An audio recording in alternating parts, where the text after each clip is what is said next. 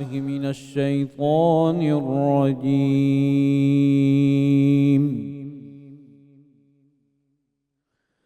بسم الله الرحمن الرحيم.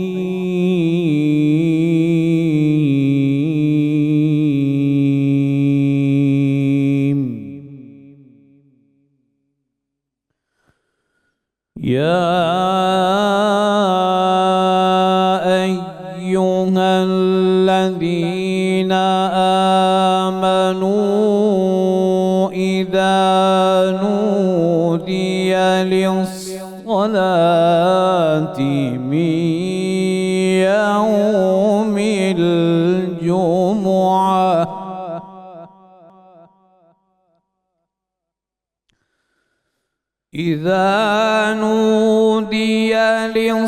للصلاة من يوم الجمعة فاسعوا إلى ذكر الله وذروا البيع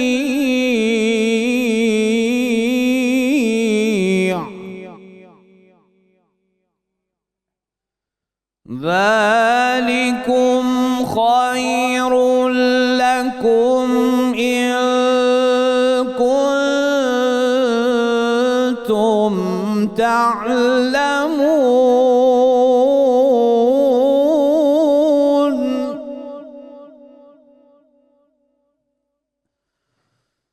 فإذا قضيت الصلاة فانتشروا في الأرض وابتغوا من فضل الله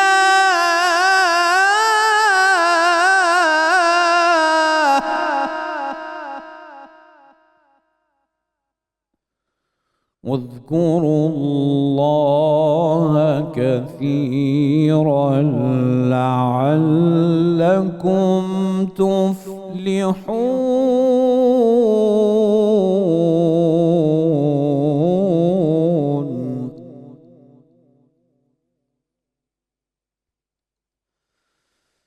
فإذا قضيت الصلاة فانتشروا في الأرض وابتغوا من فضل الله واذكروا الله كثيرا لعلكم تفلحون.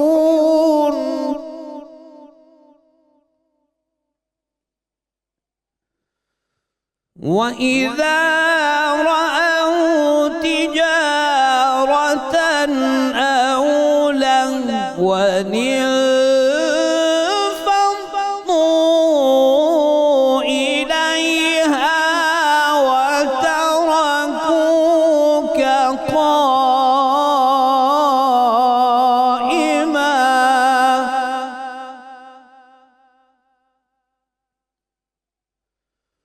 قل ما عند الله خير من اللهو ومن التجارة والله خير الرازقين.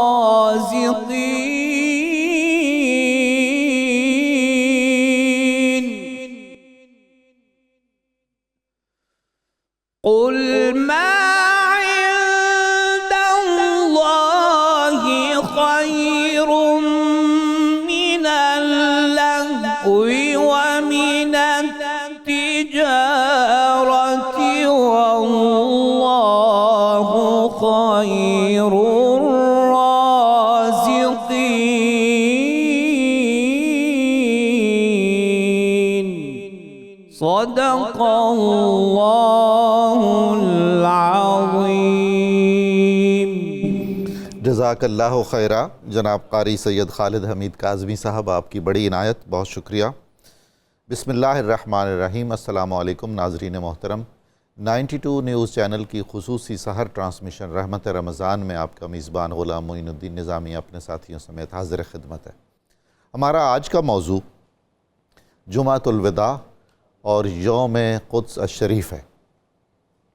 ناظرین مکرم، قرآن کریم میں اور حدیث شریف میں جمعے کے دن کی فضیلت کثرت سے بیان کی گئی ہے، اور اس کے نماز کے اتنے فضائل اور ثمرات بیان کیے گئے ہیں، اور اس کو ترک کر دینے پر اتنی وعیدیں بیان فرمائی گئی ہیں کہ کوئی بد نصیب ہی ہوگا جو اس سے محروم رہے گا، جس کے دل میں ذرہ بھی ذوق ایمان ہے، حلاوت ایمان ہے، اور اسے اپنے ایمان سے دلچسپی ہے اور وہ اس کو برقرار رکھنا چاہتا ہے، تو وہ جمعے سے دور نہیں رہ سکتا، جمعے سے تا دیر وہ غافل نہیں ہو سکتا۔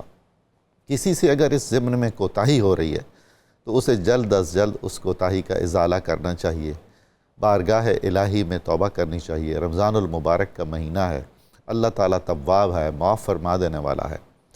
جمعے کے بارے میں حکم الہی ہے کہ جب تم جمعے کی نماز کی اذان سنو تو تجارت چھوڑ دو، لین دین چھوڑ دو، خرید و فروخت چھوڑ دو، اور اللہ کے ذکر کی طرف لپک کر بڑھو۔ اور پھر فرمایا گیا کہ اس میں فلاح ہے۔ اب دیکھیے، جب قرآن کریم میں جہاں جہاں بھی لفظ فلاح وارد ہوا ہے تو وہ اتنی جامعیت کے ساتھ آیا ہے، اور اس میں اتنے معنی اور مفاہیم ہیں کہ اس میں دنیا کی بہتری بھی شامل ہے، رزق کی بہتری، اولاد کی بہتری، صحت سلامتی، اور آخرت کی بہتری جو سب سے بڑی بہتری ہے اور سب سے بڑی نعمت ہے۔ یہ ایک ایسی فضیلت ہے اور شرف ہے جمعے کا دن کہ اسے سید الایام کہا گیا، دنوں کا سردار کہا گیا۔ رسول خدا صلی اللہ علیہ وآلہ وسلم نے ارشاد فرمایا، روئے زمین پر کبھی سورج کسی ایسے دن پر نہیں چمکا جو جمعے کے دن سے زیادہ فضیلت رکھنے والا ہو۔ یہ وہ دن ہے جب آدم علیہ السلام کی تخلیق ہوئی اور آپ کی ولادت ہوئی، اور آپ کا وصال مبارک بھی اسی دن کو ہوا۔ روایات کے مطابق جمعے ہی کا دن ہوگا جب قیامت کبریٰ برپا ہوگی۔ جو لوگ، جو روحیں جمعے سے مانوس ہیں، جمعے کے دن کو ایک روحانی عید تصور کرتے ہیں اور سنت کے مطابق جمعے کا خاص اہتمام کرتے ہیں، وہ اس جمعے کو بھی جو قیامت والا جمعہ ہوگا نسبتاً راحت میں ہوں گے، نسبتاً اطمینان اور سکون میں ہوں گے، اور وہ جو قیامت کی ہولناکیاں ہیں وہ بہت کم ہو کر اللہ کی مہربانی سے ان تک پہنچیں گی۔ حدیث مبارکہ میں ہے کہ جمعے کے دن ایک لمحہ ایسا ہوتا ہے، ایک گھڑی ایسی ہوتی ہے، ایک ساعت ایسی ہوتی ہے کہ اس میں مسلمان اللہ سے جو دعا بھی مانگے قبول ہوتی ہے۔ سبحان اللہ، کیا کہنے۔ اب وہ کون سی ساعت ہے؟ اس میں علماء کی کئی آراء ہیں۔ جو شارحین حدیث ہیں اور اہل نظر ہیں، انہوں نے مختلف آراء دی ہیں۔ ان سب میں تطبیق بھی ممکن ہے۔ یعنی ہم اگر جمعے کو ایک بالکل الگ تھلگ دن جانیں اور اس میں ہم اپنے دنیاوی امور نسبتاً کم کر دیں اور اس کو ایک روحانی دن تصور کریں، ایک عید کا دن، ایک خوشی کا دن، ایک مسرت کا دن، اور اپنا وقت زیادہ اس میں صرف کریں، اور اس میں بھی ہم لغویات اور فضولیات میں مشغول نہ رہیں، بلکہ ذکر الہی کریں، درود پاک کی کثرت کریں، جس کا حکم بھی دیا گیا ہے کہ جمعے کے دن رسول اللہ صلی اللہ علیہ وآلہ وسلم نے فرمایا کہ مجھ پر کثرت سے درود بھیجا کرو۔ یہ رسول خدا صلی اللہ علیہ وآلہ وسلم کا حکم خاص ہے جمعے کے لیے۔ تو جب ہم ایسا کریں گے تو یقیناً وہ ساعت جو فضل الہی کی عظیم ترین ساعت ہے، جو استجابت دعا کا لمحہ کمال ہے، وہ ہمیں نصیب ہو جائے گا۔ اور ناظرین مکرم، اگر زندگی میں ایک بار بھی ایسا لمحہ میسر آ جائے کہ ہماری دعا، ادھر ہم دعا کریں، ادھر وہ دعا بارگاہ الہی میں قبول ہو جائے، تو اس سے بڑھ کے ہمیں اور کیا چاہیے۔ جمعے کے دن کا جو سنت میں، حدیث میں، سیرت میں بتایا گیا ہے خصوصی اہتمام، رسول خدا صلی اللہ علیہ وآلہ وسلم بھی ایسا ہی فرمایا کرتے تھے۔ ہمیں یہ تلقین کی گئی ہے کہ جمعے کے دن ہم مسواک کریں، غسل کریں، خوشبو لگائیں، صاف ستھرے اچھے کپڑے پہنیں، اور جمعے کے وقت سے ذرا پہلے مسجد میں حاضر ہو جائیں پوری رغبت اور اشتیاق سے، اور اگر ہمیں دیر ہو جائے جانے میں تو پہلے سے بیٹھے ہوئے نمازیوں کے کندھوں سے پھلانگ پھلانگ کر آگے نہ جائیں۔ یہ رسول اللہ صلی اللہ علیہ وآلہ وسلم نے سخت ناپسند فرمایا ہے، اور یہ آداب کے بھی منافی ہے۔ یعنی ہمیں اگر پہلی صفوں میں بیٹھنے کی حاجت اور خواہش ہے تو پھر ہمیں اس سلسلے میں آنا بھی پہلے چاہیے اور مسجد میں ہمیں زیادہ وقت گزارنا چاہیے۔ اور ظاہر ہے کہ ہماری تربیت ہے یا ہمیں بتایا گیا ہے یا اس بات کو پسند کیا گیا ہے کہ جو ہی ہم مساجد میں جائیں تو ہم اعتکاف کی نیت بھی کر لیں، چاہے وہ رمضان المبارک ہے یا غیر رمضان ہے۔ تو جمعے کے دن تو خصوصاً جب ہم پاک صاف ہو کر جائیں گے مسجد میں تو ہمیں اعتکاف کی نیت ضرور کر لینی چاہیے۔ آداب جمعہ میں خاص طور پر یہ شامل ہے کہ ہم تنگ ہو کر نہ بیٹھیں کہ دوسروں کو آس پاس دائیں بائیں آگے پیچھے جو بیٹھنے والوں کو تکلیف ہو۔ عمومی طور پر تو یہ صورتحال ہمیں اپنی ہر محفل میں پیش نظر رکھنی چاہیے، وسعت پیدا کرنی چاہیے، دوسروں کی سہولت کا خیال رکھنا چاہیے، اس میں ہماری سہولت بھی ہے، لیکن جمعے کے دن خاص طور پر اس کا بہت زیادہ خیال رکھنا ضروری ہے۔ ایک اور مسئلہ جو احکام و آداب جمعہ کے اعتبار سے بہت ضروری ہے وہ یہ کہ خطبہ سنتے ہوئے بات چیت سے بالکل اجتناب کرنا چاہیے۔ اب ایک نیا ٹرینڈ دیکھنے کو ملتا ہے کہ لوگ بات چیت تو نہیں کر رہے ہوتے، بعض نوجوان عین اس وقت موبائل پر کچھ مصروف کار ہوتے ہیں۔ یہ تو بہت زیادہ ناپسندیدہ ہے۔ یعنی ہم جو احکام ہیں جب ان کی روح سے واقف ہو جائیں گے اور اس پر صدق نیت سے عمل کرنے کی کوشش کریں گے تو اللہ تعالیٰ بھی ہماری مدد فرمائے گا اور ہمیں اندازہ بھی ہو جائے گا۔ اس کا مقصد یہ ہے کہ ہمیں اپنا کچھ وقت، خاص طور پر جو خطبہ جمعہ کا وقت ہے، وہ خالص کر دینا چاہیے ارتکاز کے لیے، اللہ کا ذکر سننے کے لیے، رسول پاک صلی اللہ علیہ وآلہ وسلم کے فرامین سننے کے لیے، چونکہ خطبے میں درود پاک بھی ہوتا ہے، تو وہ سعادت حاصل کرنے کے لیے۔ اور جمعے کی ایک مقصدیت وہ بھی ہے کہ جو اسلامی معاشرے میں اجتماعیت کا تصور ہے، ہمیں اس میں ایک دوسرے سے گھلنا ملنا چاہیے۔ بہت اچھا ایک رجحان جہاں ہم بعض اوقات کچھ چیزوں پر نشاندہی کرتے ہیں جو تنقید کے ذیل میں آتی ہے، تو وہاں کچھ تحسینی کلمات بھی ضروری ہیں۔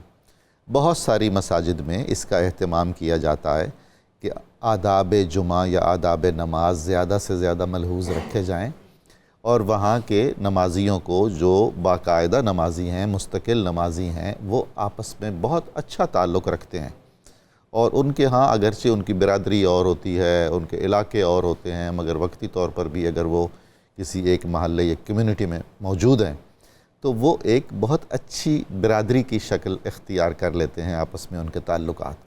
اور اللہ اور اس کے رسول کے نام پر بنی ہوئی برادری کی کیا ہی شان ہوگی جو اس حکم کی تعمیل بھی کرے گی کہ محبت بھی خالص خدا کے لیے رکھیے، اور اگر کسی کو ناپسند کیجئے تو وہ بھی خالص خدا کے لیے ناپسند کیجئے، اپنی ذاتی ترجیحات، اپنی انا، اپنے مقاصد، ان کو نظر انداز رکھیے۔ ناظرین مکرم، رسول خدا صلی اللہ علیہ وآلہ وسلم نے، اہل بیت اطہار نے، صحابہ کرام نے، اکابر امت نے، بزرگان دین نے، علماء کرام نے، مشائخ اعظام نے جمعے کے فضائل اور اس کے آداب اور احکام پر بہت کلام کیا اور اس کو بہت ہی مقدم رکھا ہے۔ ہماری جتنی بھی فقہ کی کتابیں ہیں ان میں جمعے کی نماز کے خطبے کے احکام، مسائل اتنی تفصیل سے بیان ہوئے ہیں کہ حیرانی ہوتی ہے کہ اللہ کا کرم جن پر ہوتا ہے، اللہ جنہیں علم سے نوازتا ہے، اللہ جنہیں خلوص سے نوازتا ہے، جن کے دل میں آنے والی نسلوں کی رہنمائی کا درد ہوتا ہے، وہ کتنے اہتمام سے اپنے علم کو آگے بڑھاتے ہیں اور ہم تک مسائل پہنچاتے ہیں۔ یہ بھی صدقہ جاریہ کی ایک قسم ہے اور اس کا اجر یقیناً انہیں ملتا ہوگا۔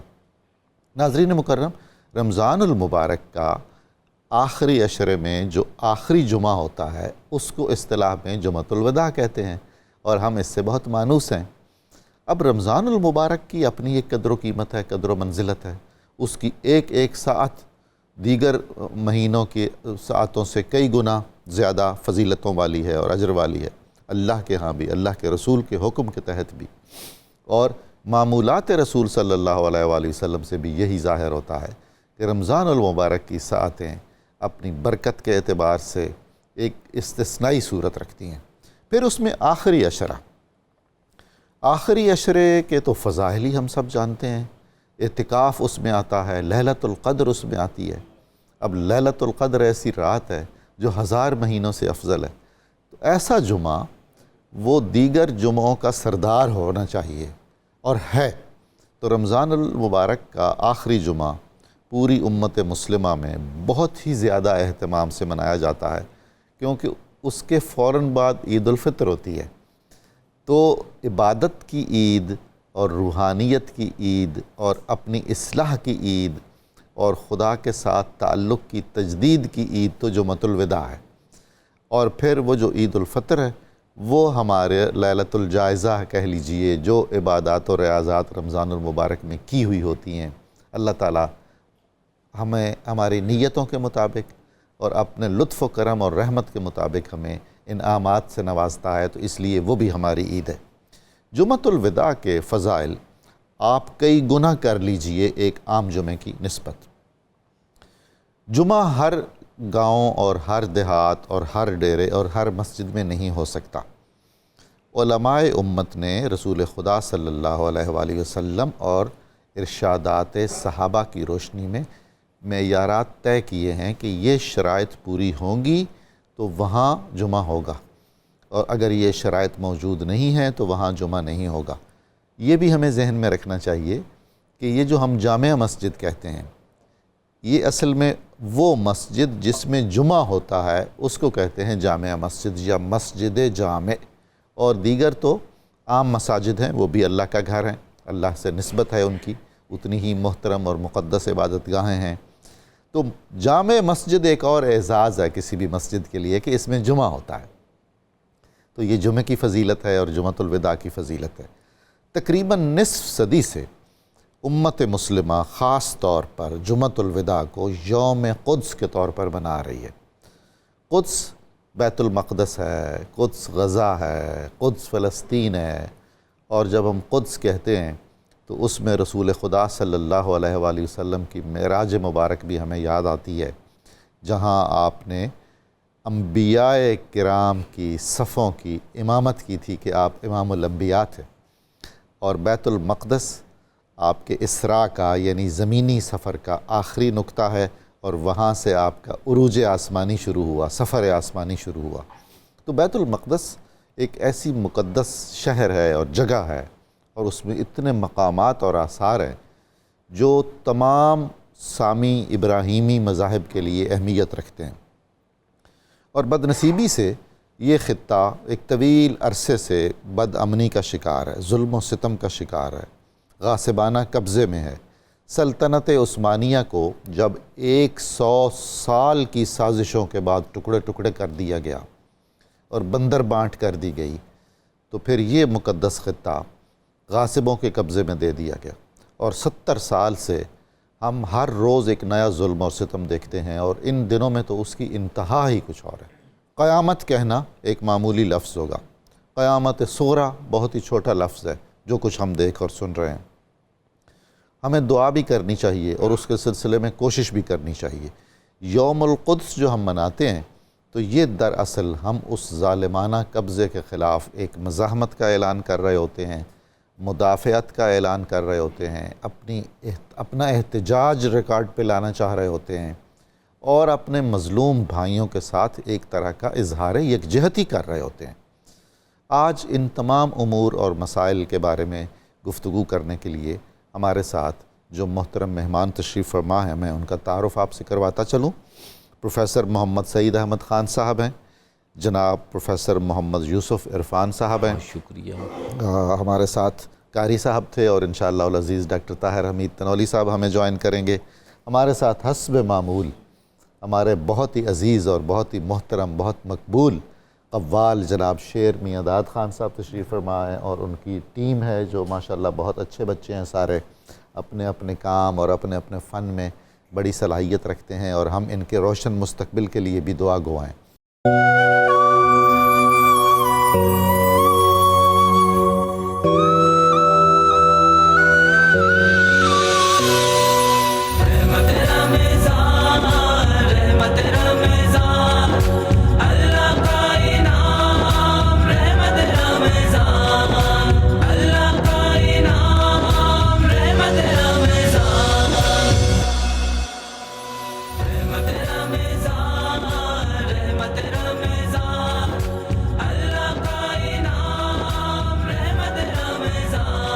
السلام علیکم بہت محترم ناظرین، 92 نیوز چینل کی خصوصی سحر ٹرانسمیشن رحمت رمضان میں آپ کو ایک بار پھر خوش آمدید عرض کرتا ہوں۔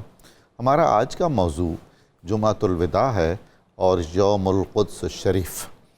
پروفیسر سعید صاحب، قرآن و حدیث کی روشنی میں جمعۃ المبارک کی کیا اہمیت ہے، فضیلت کیا ہے، اس کی برکات کیا ہیں، ارشاد فرمائیں۔ بسم اللہ الرحمن الرحیم۔ اللہم صلی وسلم علی حبیبک المکرم وعلی آلہ المحترم۔ بہت شکریہ محترم ڈاکٹر صاحب۔ اللہ رب العزت نے اپنے حبیب مکرم، شفیع معظم، نور مجسم، مطاع عالم صلی اللہ علیہ وسلم کی معرفت اولاد آدم کو دین اسلام کی صورت میں جو نعمت عطا کی ہے، اس میں دنیا اور عقبہ کی ساری بھلائیاں بڑے احسن انداز میں سمو دی گئی۔ رسول خدا صلی اللہ علیہ وسلم اولاد آدم کے سردار ہیں، جی بے شک، اور آپ صلی اللہ علیہ وسلم انسانیت کی فلاح اور اس کی بقا اور اس کی ترقی کے جو راز امت کو عطا فرمائے ہیں وہ اور کسی کے پاس نہیں ہیں۔ سبحان اللہ۔ آپ صلی اللہ علیہ وسلم نے جمعہ کو اہل ایمان کے لیے نعمت کبریٰ کے طور پر عطا فرمایا۔ کیا بات۔ آج ہم چونکہ زندہ قوم نہیں رہے، رسومات کے پیچھے چل پڑے، لیکن دین اسلام جس تیزی کے ساتھ انسان کو ترقی کی راہیں سجھاتا ہے، اس کی زندگی کے اندر انقلاب لاتا ہے، اس انقلاب میں جمعے کا بہت بڑا دخل ہے۔ بے شک۔ سرور دو جہاں صلی اللہ علیہ وسلم نے ملت اسلامیہ کی پہچان یہ بتائی کہ وہاں سب سے پہلے مسجد کی ضرورت ہے۔ واہ۔ مدینہ منورہ میں آپ صلی اللہ علیہ وسلم کی تشریف آوری سے قبل حضرت مصعب بن عمیر رضی اللہ عنہ جو کام کر رہے تھے، ان دنوں بھی اسد بن زرارہ رضی اللہ تعالیٰ عنہ نے جمعہ کی طرف توجہ دلائی، اور اس میں کوئی 60 کے قریب مسلمان جمع ہوئے۔ سبحان اللہ سبحان اللہ۔ اب جمعہ اجتماع سے ہے، آپ نے فرمایا کہ یہ سید الایام ہے، اس میں پروردگار عالمین نے اہل ایمان کو لازماً ادا کرنے کا حکم دیا۔ واہ، رب کا حکم ہے، بے شک۔ یا ایھا الذین آمنوا اذا نودی للصلاۃ من یوم الجمعہ فاسعوا۔ فاسعوا جو ہے یہ فعل امر ہے، بالکل، والامر یدل علی الوجوب۔ جی، پھر اللہ کا حکم ہو اور بندہ ایمان لانے والا اس سے غفلت اختیار کرے، اس میں سستی کا مرتکب ہو، اس کو اہمیت نہ دے، تو یہ کیسا مسلمان؟ ہاں ہاں۔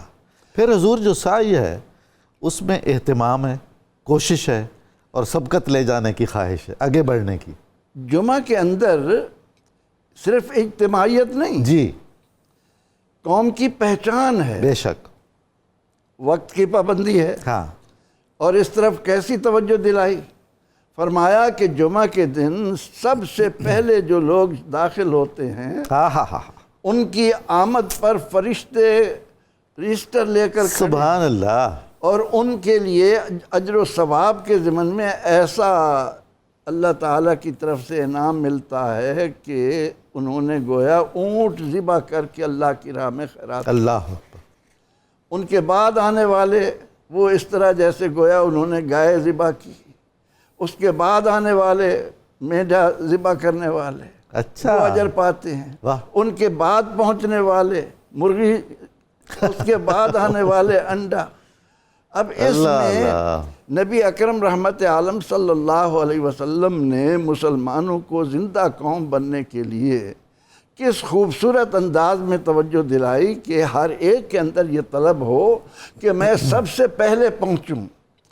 اور ہم تو ایک اجر و ثواب کے ضمن میں اس بات کا ذکر کر جاتے ہیں کہ جو شخص تکبیر اولیٰ میں رہ جاتا، لوگ اس کے پاس افسوس کرنے جاتے، لیکن اس بات کی طرف کوئی توجہ نہیں دیتا کہ مسلمانی نام ہے مستعد رہنے کا، بے شک، اللہ اور اس کے رسول صلی اللہ علیہ وسلم کی اطاعت میں کسی قسم کی کوئی کمی نہ آنے دینے کا، نظم و ضبط، نظم و ضبط کے ساتھ، کہ وہ اس لیے افسوس کرنے جاتے تھے ہائے کہ نہ معلوم تیرے آنے سے پہلے پیغمبر رحمت صلی اللہ علیہ وسلم نے حیات جاویداں کے لیے کیا پیغام دیا اللہ ہے۔ اکبر، یہ ہے اس کے اندر روح کہ آپ سب سے پہلے جمع کے لیے جمع ہوں۔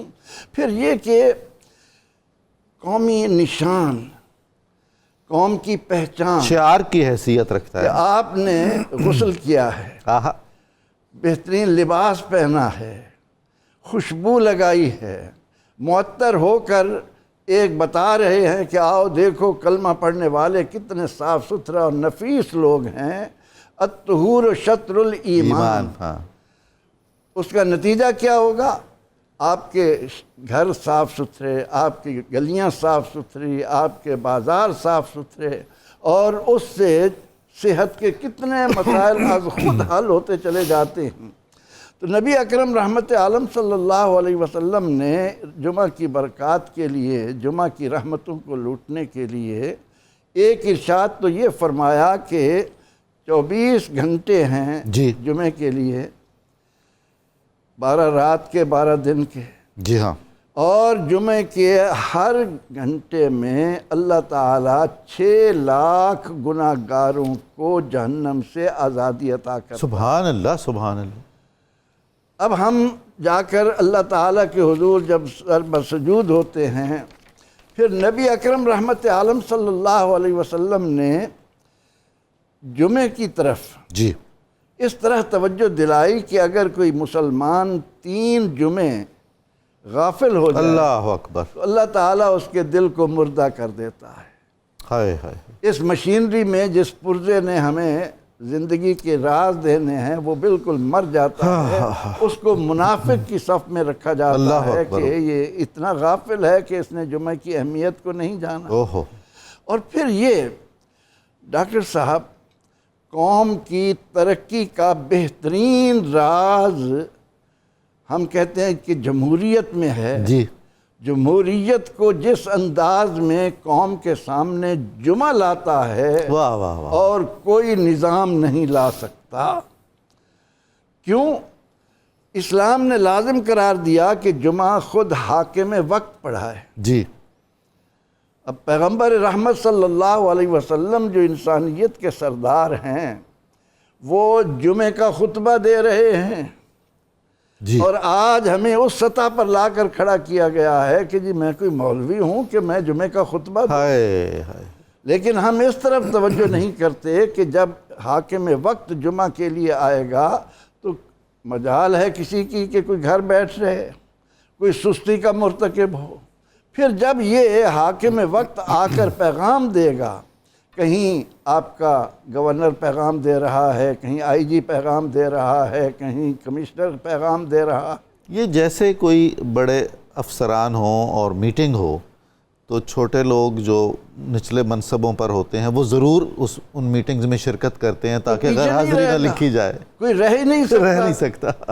پھر یہ کہ وہ جمعے کے خطبے کو مختصر رکھنا چاہیے، جی، بلا وجہ اس کو طوال نہیں کے دینا۔ حضور سید عالم صلی اللہ علیہ وسلم تھکاتے نہیں تھے، بلکہ آپ صلی اللہ علیہ وسلم نے اس امام کو پسند نہیں کیا جو لوگوں کو تھکا رہا ہے، جو لوگوں کو زیادہ وقت بٹھائے رکھے۔ اللہ کے نبی علیہ السلام نے ان کو پسند نہیں کیا۔ یریدو بکم اليسر ولا یریدو بکم العسر، دین یسر ہے۔ جی، پھر یہ کہ حاکم وقت خطبہ دیتے ہوئے کہتا ہے کہ معاشرے میں یہ قانون لاگو ہوگا۔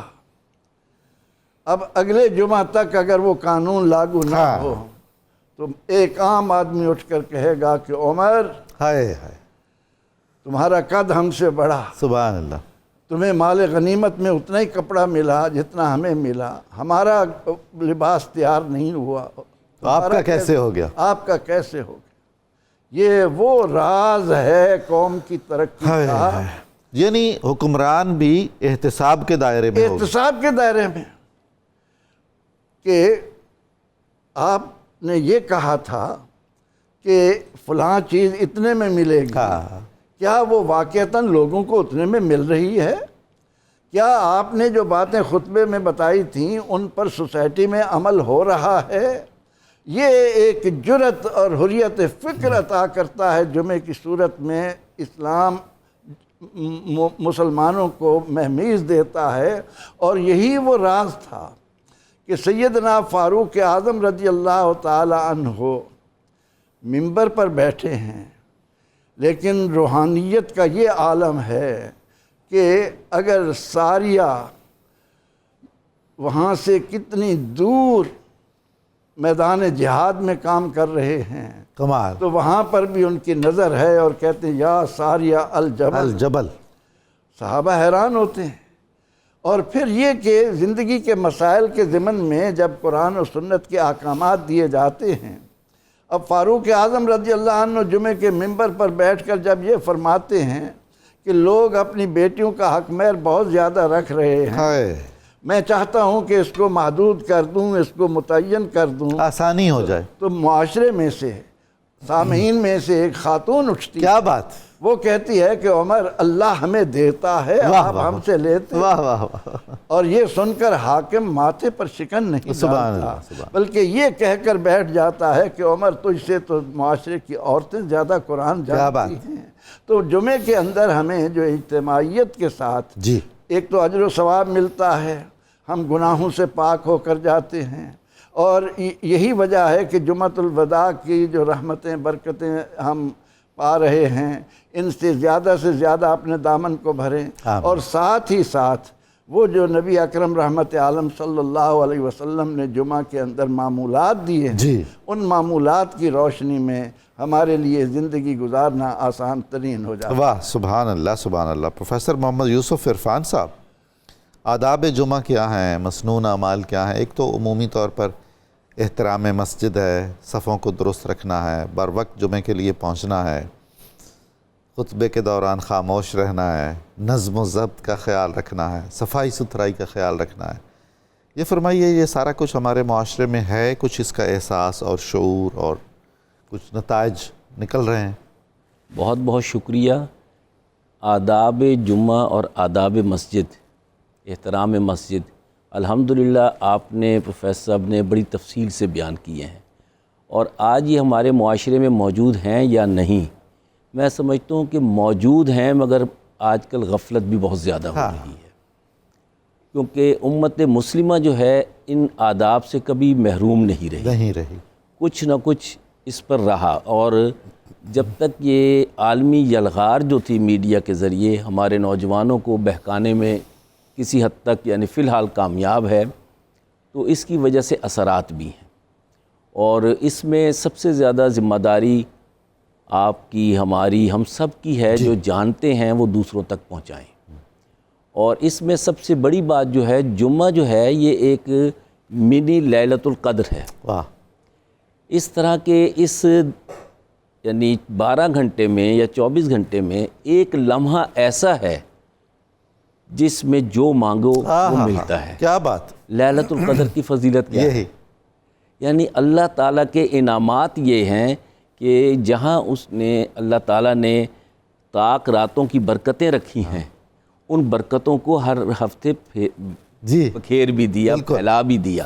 یعنی وہ لمحہ یا وہ رات ہم نے پورے عشرے میں تلاش کرنی ہے. یہاں ہم نے اس ایک دن میں وہ ساتھ ڈھونڈنی ہے. اور اس کی اہمیت یہ ہے کہ جب جمعے کی اذان ہو جائے تو آپ پر دنیا کا کوئی کام نہ لازم ہے نہ واجب ہے، بلکہ کسی حد تک ممنوعات میں سے. بے شک. اور اگر آپ یہ عمل نہیں کرتے تو آپ اللہ کی حدود اللہ سے، اللہ کے احکامات سے دوری اختیار کرتے ہیں. اور دوری کے جو اثرات ہوتے ہیں ان میں یہ بھی ہے کہ آپ مسجد کا احترام بھی بھول جاتے ہیں، مسجد میں آنا جانا بھی بھول جاتے ہیں، اور خطبے کی فضیلت بھول جاتے ہیں. اور وہ اجتماعیت جو جمعہ ہمیں عطا کرتا ہے، جمعہ کا مطلب ہی جامعہ، جی ہاں، یعنی امت مسلمہ کی منی یونٹی، ایک یعنی ننھی سی یکجہتی جس میں اور جمعہ جیسے آپ نے فرمایا کہ ہر مسجد میں نہیں ہو سکتا، اس کے لیے مسجد کا بڑا ہونا ضروری ہے، اور مسجد میں وہ امام اور خطیب ہو جو دنیا بھی جانتا ہو، دین بھی جانتا ہو، اور دوسروں کو سمجھا بھی سکے۔ یہ حضور میں اس بات پہ آپ کو روکنا چاہوں گا اور مزید رہنمائی لینا چاہوں گا۔ خطبہ جمعہ کا جو تاثر میرے نزدیک ہے یا ہونا چاہیے میرے خیال میں، وہ یہ ہے کہ ہمیں ایک تو احکام الہی بتائے جائیں خطبے میں، ضروری مسائل دینی بتائے جائیں، اس کے علاوہ ہمیں کچھ معاشرتی اور سیاسی اور اقتصادی رہنمائی بھی دی جائے، اور اخلاقیات اور روحانیت کا درس بھی دیا جائے۔ کیا ہمارے بیشتر خطبات جمعہ ان کے لیے مفید ثابت ہو رہے ہیں اور اتحاد کا کام کر رہے ہیں؟ میں اس ضمن میں آپ کی رائے سے 100% اتفاق کرتا ہوں، مگر ہمارے موجودہ حالات جو ہیں وہ میرا خیال ہے کسی حد تک میں اجازت اس لیے نہیں دیتے کہ ابھی ریسنٹلی آپ نے دیکھا کہ بعض مساجد میں غیر مسلم بھی امام بنے ہوئے ہیں۔ اللہ اکبر۔ جہاں یہ کیفیت ہو، اپنی مسجدوں کی حفاظت اس وقت ہوتی ہے جب آپ مسجد میں آتے جاتے رہیں گے۔ حضور وہ تو مورچہ ہے نا مسجد ہمارا، مورچہ کسی اور کے ہاتھ میں۔ اور اس میں جو اسلامی معاشرتی یکجہتی ہے کہ آپ ذات پات، نسل، قبیلہ، برادری سب چیزیں بھول کر یکجا ہو جاتے ہیں، اور وہ حضرت علامہ کا جو شعر ہے، ایک ہی صف میں کھڑے ہو گئے محمود و ایاز، نہ کوئی بندہ رہا نہ کوئی بندہ نواز۔ اب یہ فقط یہ نہیں ہے کہ آپ فقط نماز پڑھا دیں اور جان چھڑا دیں، جی آپ کو ضروری ہے کہ آپ روزمرہ کی زندگی کس طرح گزارنی ہے، اسلامی تعلیمات کے مطابق وہ بتائیں، ارد گرد کے مسائل بتائیں، اور لوگ جو ضرورت مند ہیں آپ کو پتہ ہونا چاہیے، ان کو اب ہاتھ نہیں پھیلانا چاہیے، جو راتوں کو مانگتے ہیں ان کا پتہ ہونا چاہیے، ان کی آپ دلجوئی بھی کریں، ان کی امداد بھی کریں، ان کی مدد بھی کریں۔ اچھا اور حضور، بہت سارے ائمہ اور خطباء کی تربیت کے لیے کافی اہتمام کیا جاتا ہے، جی بہت ساری وزارتیں، بہت سارے محکمے بالکل ورکشاپس کرواتے ہیں، کورسز کرواتے رہتے ہیں، اور یعنی ایسی مایوس کن صورتحال نہیں ہے، لیکن جتنا میں سمجھتا ہوں کہ ضروری ہے کہ ہر مسجد اسی نہج پہ چل رہی ہو، ہر خطبہ ایسا ہی ہو۔ اور میں سمجھتا ہوں کہ جب امی جمی کا زمانہ آئے گا تو لا محالہ یہی انداز اپنایا جائے گا۔ بالکل ایسا ہی ہے۔ اس وقت تو بدقسمتی سے دشمن ہمارے صفوں میں گھس گیا ہے، اور صفوں کی صفائی نہ ہونے کی وجہ سے ہمیں یہ مسائل ہیں، اور اوپر سے باہر سے جو ہوا چلتی ہے وہ یہاں پر در و دیوار ہی نہیں ہے کہ روک سکیں۔ ہم گھر میں بیٹھے ہوتے ہیں، اگر کھڑکی سے کوئی اسمیل آ رہی ہوتی ہے تو ہم سب سے پہلے کھڑکی بند کرتے ہیں۔ بالکل۔ کیا ہم اسلامی یکجہتی کو، معاشرتی یکجہتی کو، اجتماعیت کو نقصان پہنچتے دیکھتے ہیں تو کیا وہ در بند کرتے ہیں؟ واہ واہ واہ۔ اس کا در بند کرنے کی بھی تعلیم نماز قرآن سے ملتی ہے، بے شک ایسا اور ہے۔ جمعے کا دن جو ہے جہاں ہماری اجتماعیت کا اظہار کرتا ہے، وہاں ہمیں وہ شعور دیتا ہے ملی قومی یکجہتی کا جو ہمیں آسانی سے میسر نہیں آتا، اور یہ کہ ترک عالم اختیار کوئے دوست، جمعے کا مطلب ہی یہی ہے کہ آپ سب کچھ چھوڑ کے میری طرف آ جائیں۔ سبحان اللہ، سبحان۔ اور کیا پتہ کہ وہ لمحہ اسی دوران ہو، کیا لمحہ کہ عصر و مغرب کے لگ بھگ ہو، اس کی ضرورت بہت ضروری ہے۔ اور جب ایک محلے میں، ایک علاقے میں مسجد یعنی لوگوں کو جمع کرنے کا ذریعہ بنتی ہے تو وہ محلہ ایک اسلامی معاشرے کا بہترین مثالی نمونہ بنتا ہے۔ اور جمعۃ الوداع جو ہے، اس میں کتنی نعمتیں ہیں جو آج ہم میں میسر ہیں۔ بالکل۔ جمعہ ہے، جمعۃ الوداع ہے، اور لیلۃ القدر ہے، آخری عشرہ ہے، رمضان المبارک ہے۔ اگر ہم تھوڑا سا آگے جائیں تو یہی وہ اوصاف تھے جو قیام پاکستان کے لیے 27 رمضان المبارک کو سبحان اللہ، سبحان اللہ۔ بالکل جناب ڈاکٹر طاہر حمید تنولی صاحب، جمعۃ الوداع کی تاریخی اور دینی اہمیت، روحانی فضائل اور اس کی برکات کے بارے میں رہنمائی فرمائیے۔ جی ڈاکٹر صاحب، ابھی ہم نے جمعۃ المبارک کی فضیلت کے بارے سے بھی گفتگو سنی ہے۔ ڈاکٹر صاحب، ماہ رمضان وہ مبارک مہینہ ہے جس میں ہر نیک عمل کی برکت پہلے دوسرے جو ہمارے مہینے ہیں یا دوسرے ایام ہیں ان کی نسبت کئی گنا بڑھ جاتی ہے۔ تو یہ وہ مبارک مہینہ ہے جس میں ہر لمحے کی برکت دوسرے مثال کے جو دوسرے ایام ہیں ان کی نسبت بڑھ گئی، دن کی اہمیت بڑھ گئی، رات کی اہمیت بڑھ گئی۔ تو ہر وہ نیک عمل، چاہے وہ بدنی ہے، زمانی ہے، مکانی ہے، جب اس کی نسبت ماہ رمضان کے ساتھ ہوتی ہے تو وہ بقیہ ایام اور بقیہ مہینوں کی نسبت زیادہ شرف والا بن جاتا ہے. جی ہاں، منفرد اور ممتاز تو ویسے ہی ہو گیا، منفرد ہو جاتا ہے. اب جو جمعہ کا دن ہے یہ ویسے ہی بہت فضیلتوں والا دن بے ہے. شک. جب وہ جمعہ ماہ رمضان میں آ رہا ہے تو ماہ رمضان کے 4 جمعے ہیں. جی ہاں آخری جمعہ جو ہے ظاہر ہے یہ ان فضیلتوں کا آپ یہ کہہ سکتے ہیں اختتام ہو رہا ہے یہاں پہ. جی، تو اس کی کم از کم 4 جمعے ہیں، بالکل ہو سکتا ہے کہ 5 بھی ہو. 5 بھی ہو سکتے ہیں بلا شبہ، کیونکہ کمری لحاظ سے ہم اس کو کاؤنٹ کر رہے ہوتے ہیں. تو ڈاکٹر صاحب اب اس میں جب یہ فضیلتیں اپنی انتہا پہ ہیں تو گویا کہ جمعۃ الوداع کی فضیلتوں کا جب یا اس کی اہمیت کا ہم ذکر کرتے ہیں تو ہم اپنے آپ کو، سوسائٹی کو، اہل ایمان کو اس طرح متوجہ کر رہے ہوتے ہیں کہ یہ وہ برکات اللہ کی بارگاہ سے جو سمیٹنے کا دن ہے، یہ ایک لحاظ سے اس کے سلسلے کا آخری دن ہے. جی. اس کا کوئی لمحہ جو ہے وہ ہم ضائع نہ کریں اور اسے اللہ رب العزت کے حضور اپنی بندگی کی نیاز پیش کرنے کے لیے، اپنی بندگی اور عجز پیش کرنے کے لیے اور اللہ رب العزت کی بارگاہ سے خیر طلب کرنے کے لیے، برکات سمیٹنے کے لیے ایک ایک لمحے کو استعمال کریں. یہی وجہ ہے کہ صالحین امت کا اس دن کو، جمعۃ الوداع کو، بہت زیادہ عبادات کا اہتمام کرنے، بہت زیادہ اللہ رب العزت کے اذکار کا اہتمام کرنے کا جو ہے وہ ہمیں ایک معمول ملتا ہے. تو اس لیے اس کی برکات کو بیان کیا جاتا ہے اور حد سے زیادہ برکات اس مبارک دن کی موجود ہے. یہ عام طور پر جمعے کے لیے فرمایا گیا ہے یا بتایا گیا ہے یا معمولات میں شامل رہا ہے کہ سورہ کہف ضرور پڑھنی چاہیے؟ ڈاکٹر صاحب اس کی دیکھیں وجہ یہ ہے، جیسے بھی ہم نے جمعے کی برکات کا ذکر بھی سنا تو جمعۃ المبارک کے جو امتیازات ہیں ان میں ایک امتیاز یہ بھی ہے کہ یہ وہ دن ہوگا جس دن قیامت کا آغاز ہوگا. گویا جمعہ کا دن وہ ہے جو بیک وقت دنیا کی تیاری اور آخرت کی تیاری اہل ایمان کو متوجہ کرتا ہے. اب جو آخرت کے آغاز ہے، قیامت کا آغاز ہے، اس میں بڑے فتنوں میں سے ایک فتنہ دجال ہے. جی.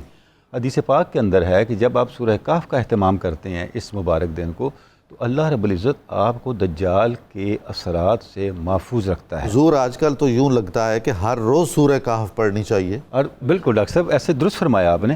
اچھا اب آپ غور کریں کہ سورہ کہف کیا ہے؟ جی. سورہ کہف مادیت پر روحانیت کے فوقیت کا حامل ہونے کا احساس بیدار. کیا بات. سورہ کہف کیا ہے؟ سورہ کہف اللہ رب العزت کی قدرت کو اپنے سامنے موجود رکھنے کی مشق کرنے کا نام ہے.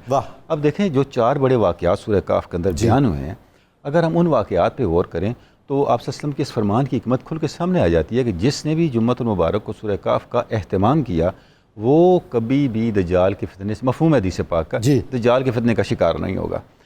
موسیٰ علیہ السلام کا اور خضر علیہ السلام کا معاملہ ہم دیکھتے ہیں اس کے اندر ہے. اس کے بعد 2 ایسے افراد کے تذکرے کا ذکر ہے، واقعہ کا ذکر ہے، جس میں سے ایک اللہ پہ ایمان رکھنے والا ہے، اپنی زندگی کے ہر حصے سے، اپنی ہر کمائی سے اللہ کا حصہ نکالنے والا ہے، جو مسکینوں کا، غریبوں کا، ان کا لحاظ رکھنے والا ہے. اور ایک وہ شخص ہے جو اس طرف توجہ نہیں کرتا، اپنی مادیت پہ زور دیتا ہے. اس کے بعد ڈاکٹر صاحب ہم دیکھتے ہیں کہ آگے اصحاب کہف کا ذکر بھی اس کے اندر موجود ہے. بالکل.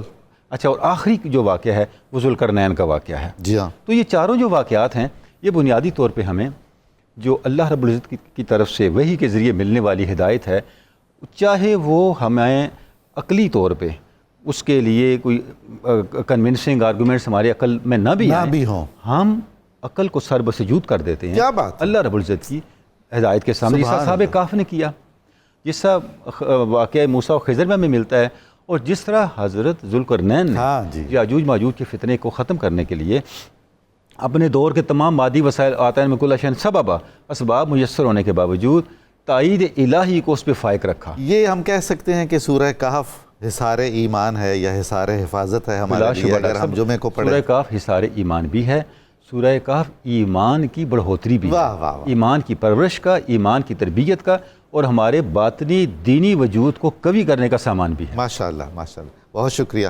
ناظرین مکرم، وقت ہوا ہے ایک مختصر سے وقفے کا. ہم بہت جلد دوبارہ آپ کی خدمت میں حاضر ہوں گے. آپ ہمارے ساتھ رہیے گا، یہ بات چیت جاری رہے گی اور اس میں بعض اہم نکات انشاءاللہ آپ کی خدمت میں پیش کیے جائیں گے. آپ ہمارے ساتھ رہیں گے.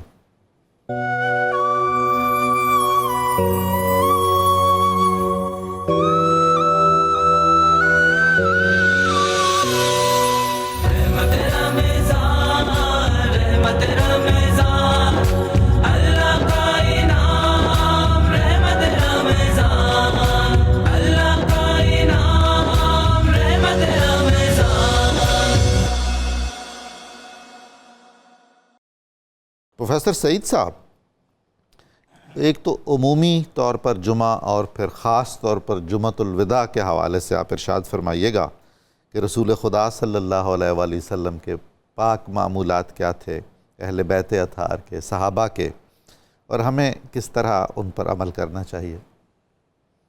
رمضان المبارک کی آمد سے قبل ہمارے اندر جو جذبات ہوتے ہیں اہل ایمان، جی، اہل ایمان سے مراد میں وہ لیتا ہوں کہ جن کو وقت کی قدر ہے، جو مبدأ و معاد پر نظر رکھتے ہیں، جن کے سامنے رب تعالیٰ کا یہ حکم ہے کہ قدموا لانفسکم، اپنے لیے آگے بھیجو، وما تقدموا لانفسکم تجدوہ عند اللہ۔ اللہ تو جب انسان کے اندر یہ جذبہ پیدا ہوتا ہے کہ میں دنیا میں مسافر ہوں، میں نے جہاں پہنچنا ہے وہاں مجھے کیا چاہیے، ان کے نزدیک ہے۔ جی، عید کا دن ہو اور فاروق اعظم رضی اللہ عنہ آنسو بہا رہے ہائے کہ میرا مہمان آیا، میں نے اس کی کتنی قدر و منزلت کی، اور میں حیران ہوتا ہوں کہ جو انسان اللہ کا جتنا قرب پاتا ہے وہ اتنا زیادہ نیکیوں کا حریص ہو جاتا ہے۔ بے شک۔ سیدنا شیخ عبد القادر جیلانی رحمۃ اللہ علیہ، امت مسلمہ کا وہ روشن ستارہ جس کو ہم محی الدین کہتے ہیں، ان سے کہا گیا کچھ بچوں نے کہ جی عید آنے والی ہے، ہمارے لیے کوئی قطع عید کا لکھ دیجئے۔ اچھا، تو آپ نے فارسی میں ایک قطع لکھا، اور اس میں کیا لکھا؟ فرماتے ہیں کہ خلق می گوید کے فردا روز عید است، خوشی در روح ہر مومن پدید است، واہ، در آن روزے کے با ایمان بمیرم، مراد در ملک خود آن روز۔ سبحان اللہ، سبحان اللہ، سبحان اللہ۔ مخلوق کہہ رہی ہے کل عید ہے، عید آ رہی ہے، جس کو دیکھو خوش ہو رہا، لیکن میری عید اس دن ہوگی جب دنیا سے ایمان کی نعمت لے کر جاؤں۔ اللہ اکبر۔ اب جن دلوں میں یہ احساس ہوتا ہے ان کے لیے اس پیارے مہینے کا ایک ایک لمحہ کس قدر کشش رکھتا ہے۔ بعض صوفیاء نے تو یہاں تک لکھا کہ اللہ تعالیٰ نے رمضان المبارک کے آخر میں عید کیوں رکھ دی یکم شوال؟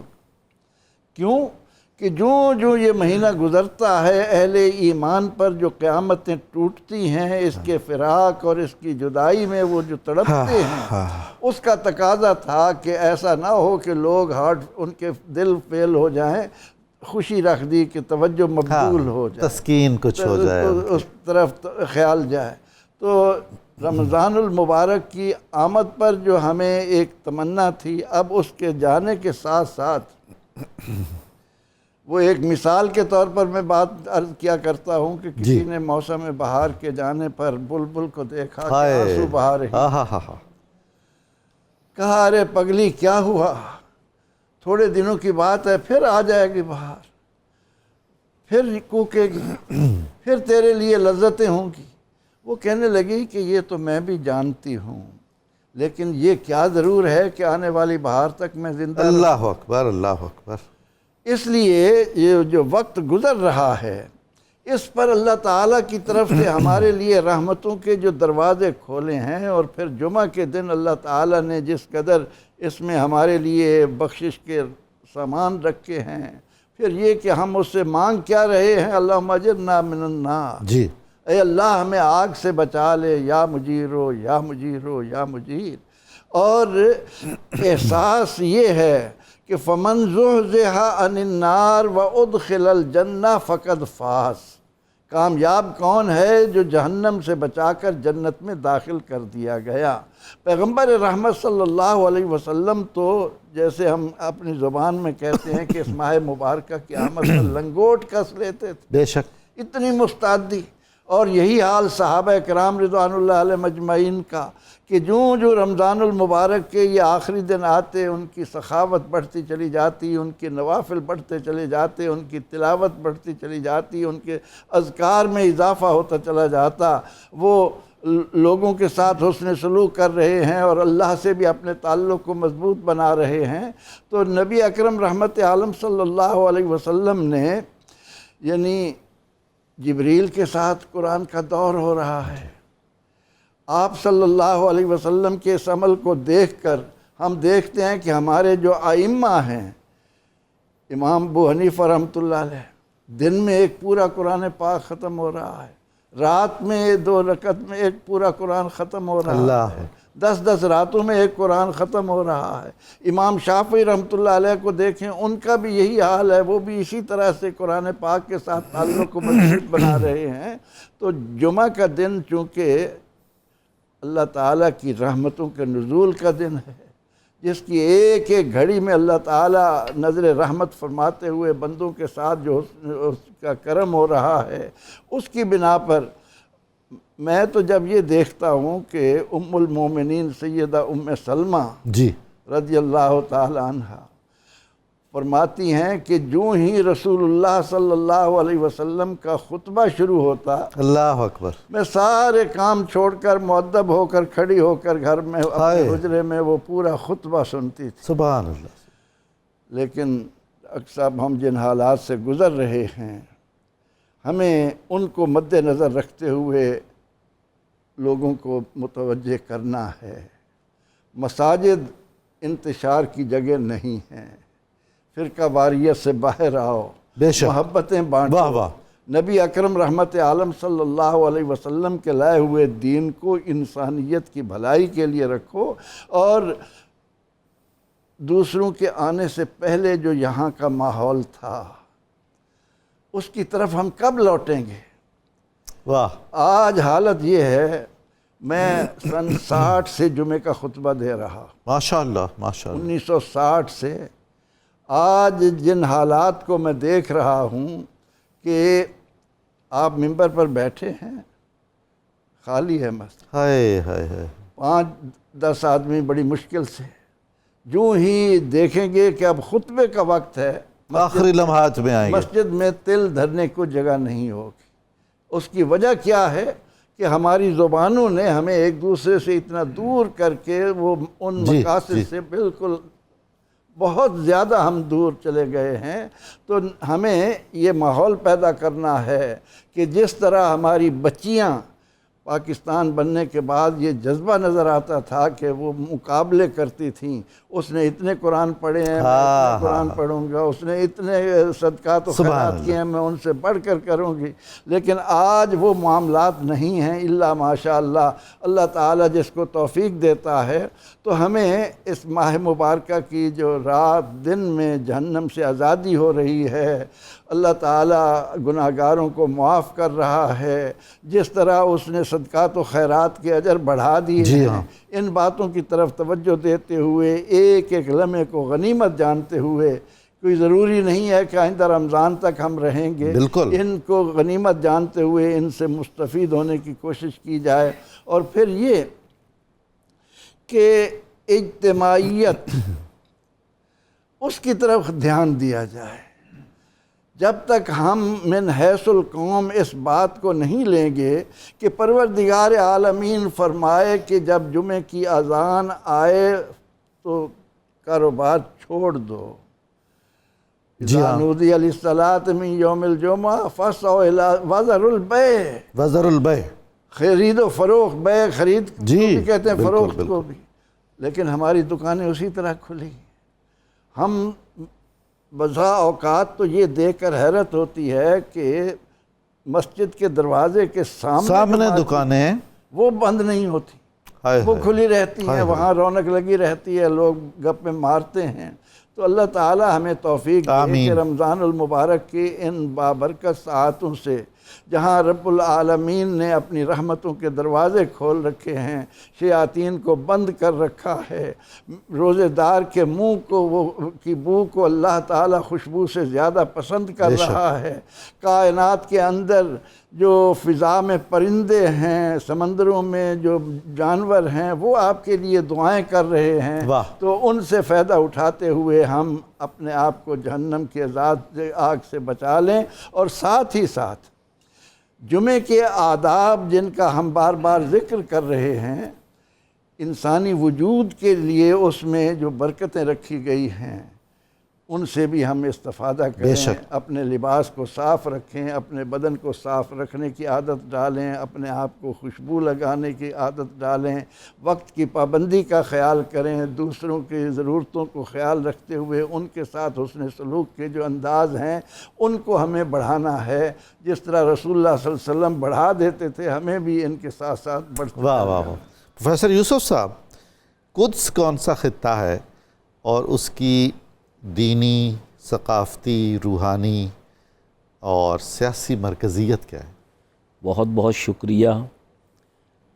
قدس فلسطین اس میں شامل ہے، اچھا، اس کا حصہ ہے، اور اس کی دینی اہمیت یہ ہے کہ یہ حرم کعبۃ اللہ شریف کے بعد، بیت اللہ شریف کے بعد دوسری بڑی مسجد ہے یہاں، مسجد اقصیٰ، ماشاء اللہ، اور یہ 40 برس کے بعد یہ بن گئی تھی۔ اور اس میں ایک جو پہلو ہے وہ حضرت ابراہیم علیہ السلام کا ہے جی، کہ ایک بیٹے نے مسجد اقصیٰ یعنی آباد کی، دوسرے نے بیت اللہ شریف کی رینیول کی، جبکہ ان دونوں کے ان کے بارے میں یہ ہے کہ یہ پہلے دن ہی بنا دی گئی تھی، مگر وقت کے ساتھ ساتھ یہ بھی یعنی کہہ لیجیے کہ زمانے کے ساتھ یہ بھی ڈھلتی رہیں، مگر یہ کسی نہ کسی صورت میں آباد رہیں۔ اور اس میں جو اہمیت کا حامل بات ہے کہ اللہ تعالیٰ نے جب دین اسلام یعنی اس کو اہمیت دی کہ خاتم الانبیاء حضور صلی اللہ علیہ وسلم، خیر البشر حضور صلی اللہ علیہ وسلم ہے، اور یعنی کہہ لیجیے کہ سردار الانبیاء بھی ہیں، اور حضور صلی اللہ علیہ وسلم کی ذات پر آ کر کہ ان پر ایمان نہ لایا گیا تو باقی سب یعنی جسے کہہ لیجیے ولد ضالین میں شامل ہو جاتے ہیں، مغضوب میں شامل ہو جاتے ہیں۔ اور حضور القرآن میں واضح ہے کہ حضرت ابراہیم علیہ السلام نہ یہودی تھے نہ نصارہ تھے، سبحان اللہ، سبحان اللہ، وہ دین اسلام پہ چل رہے تھے۔ اور اسلام میں جہاں تک قرآن کا تعلق ہے، امت مسلمہ کو کنتم خیر امت اخرجت للناس کہا گیا ہے، اور یہ انحراف جو ہم نے دینی اعتبار سے، مذاہب کے اعتبار سے ہم اسلام سے پہلے کے مذاہب میں دیکھ رہے ہیں، یہ اس کا شاخسانہ ہے جس کی وجہ سے آج کارستانیہ اور شر پھیلا ہوا ہے۔ جب وہ اپنی کتابوں کی حفاظت نہیں کر سکے، اپنے انبیاء کو تحفظ نہ دے سکے، تو کیا وہ شعار اس دین کو سنبھال سکیں گے؟ بالکل۔ اس لیے یعنی مسجد اقصیٰ ہو، قدس ہو، اس کی حفاظت، اس کا تحفظ، اس کو آباد رکھنا مسلمانوں کی ذمہ داری ہے، ہمارا قبلہ اول بھی قبلہ اول بھی ہے۔ پھر یہ ہے کہ جو زمین اور آسمان کا تعلق ہے، ڈیوائن اوڈیسی جو ہے، سبحان اللہ، یعنی معراج النبی صلی اللہ علیہ وسلم، وہ جہاں بیت اللہ شریف ہے، مسجد الحرام ہے، وہاں دوسرا مقصد منزل جو ہے وہ مسجد اقصیٰ ہے۔ جی، اور اس مسجد اقصیٰ میں جب یعنی نماز ادا کی گئی، تمام انبیاء نے حضور صلی اللہ علیہ وسلم کی امامت میں نماز ادا کی، اور یہ کہ دین اسلام مکمل بھی اس وقت ہوتا ہے جو حضرت آدم علیہ السلام سے شروع ہوا تھا، ان الدین عند اللہ الاسلام، الیوم اکملت لکم دینکم واتممت علیکم ورضیت لکم الاسلام دینا۔ اور اس کے بعد جو سفر ہے یہ اس طرف اظہار کر رہا ہے کہ امت مسلمہ مسجد اقصیٰ کی، فلسطین کی محافظ بھی ہے اور اس کی یعنی حامل بھی ہے۔ یہ تو تسخیر آفاق کا منصوبہ ہے نا جی، اس میں زمین بھی ہے، آسمان بھی ہے، فضا بھی ہے۔ اور اگر ہم اس کو تجارتی یا سیاسی اعتبار سے دیکھیں تو حضرت علامہ نے اسے یعنی باب ایشیا قرار دیا، کیا بات ہے۔ اور اگر ہم دوسری طرف آئے تو کابل کو کلید ایشیا قرار دیا ہے۔ تو ہمارے تجارتی راستے اگر دیکھیے کہ آج جہاں یعنی عالمی طاقتوں نے جو اپنے مذہب سے بھی دور ہیں اور انہوں نے روایتیں اور کہانیاں گھڑ رکھی ہیں اور ان کو ایک غلط مذہبی رنگ دے کر یعنی ہیکل عثمانی کو یعنی کا ذکر کر دیتے ہیں، کبھی وہ صندوق سکینہ کا ذکر کر دیتے ہیں، کبھی کہتے ہیں کہ جی ہم نے یہ چیز ڈھانی ہے، ہم نے یہ چیز آباد کرنی ہے، کبھی وہ رونا دھونا کر رہے ہیں۔ اگر یہ اپنے مذہب کے ساتھ بھی لائل رہتے تو مذہب تو ان کا بھی دین اسلام تھا، تو انہوں نے ان علاقوں پہ قبضہ کیا ہے جو ہماری تجارتی راہیں بھی ہیں۔ ہاں، اگر آپ اس وقت اسرائیل کو اگر دیکھیں تو جہاں یہ بیٹھا ہے یہ میڈیٹرینین پہ بھی قبضہ کر کے بیٹھا ہوا ہے روٹ پہ، یہ نائل پہ بھی بیٹھا ہوا ہے، اور ریڈ سی یعنی بحر احمر پہ بھی اس کے ارادے تھے، جیسے کہ سوڈان کی تقسیم تھی، جیسے کہ صومالی لینڈ ہے، اور پھر نیچے اگر آئیں تو یعنی ہوسی یمن، اور دیکھیے کہ ان لوگوں نے اپنے اڈے کیسے بنا رکھے تھے کہ سعودی عرب کے سارے ساحلی علاقوں پہ قبضہ، چھوٹی چھوٹی ریاستیں بنا کر حضور شاہ رگ پر جی اگر ایک جونک چمٹ جائے تو وہ پھر نقصان دہ تو بہت شدید ہے، ظاہر میں وہ ایک چھوٹی سی جونک ہے جی بالکل، لیکن قبضہ اس نے شاہ رگ پہ کیا ہوا ہے، خون پیے جا رہا ہے۔ مگر یہ دیکھیے کہ اللہ تعالیٰ جہاں فرماتے ہیں کہ کچھ دشمنوں کو تم جانتے ہو، جی ہاں، مگر میں ان کو بھی جانتا ہوں جن کو تم نہیں جانتے، تدبیر الہی کی تو کیا بات، اور وَمَكَرُوا وَمَكَرَ اللَّهُ وَاللَّهُ خَيْرُ الْمَاكِرِينَ۔ سبحان اللہ۔ یہ جو سمال ویسل سٹیٹس تھیں جو آج ہم اوپنلی دیکھ رہے ہیں کہ کن کے لیے کام کرتی تھیں، جی ہاں، اللہ نے انہیں ختم کرنے میں کوئی دیر لگائی؟ کوئی نہ۔ کیا اسی کیفیت کو دیکھیے کہ دینی اعتبار سے فی الحال ابھی انتشار کا شکار ہیں، اور مسجدوں کا بھی حال یہ ہے کہ وَإِنَّ الْمَسَاجِدَ لِلَّهِ، تمام مساجد اللہ کے لیے ہیں، مگر ہم نے حزب کو میں بانٹ رکھی ہیں، جس کی اظہار پروفیسر صاحب نے کیا کہ مساجد خالی ہو جاتی ہیں کہ اور عین موقع پر آتے ہیں کہ جی پتہ نہیں کیا باتیں ہوں گی۔ یہ چیز دینی انتشار ختم ہونا چاہیے، دینی اتحاد اور یکجہتی پیدا ہونا چاہیے، مگر یہ دیکھیے کہ اس سے پہلے فکری اعتبار سے کائنات میں ایک ریاست پیدا ہوئی۔ ہاں جی ہاں، اجازت دیجیے کچھ کالرز ہیں ہمارے ساتھ، ان سے بات کر لیتے ہیں۔ کراچی سے داؤد صاحب ہمارے ساتھ ہیں، السلام علیکم جناب۔ وعلیکم السلام جناب، پہلے تو سب سے پہلے بادب سب کو سلام، بہت کرم اور دعا کی درخواست۔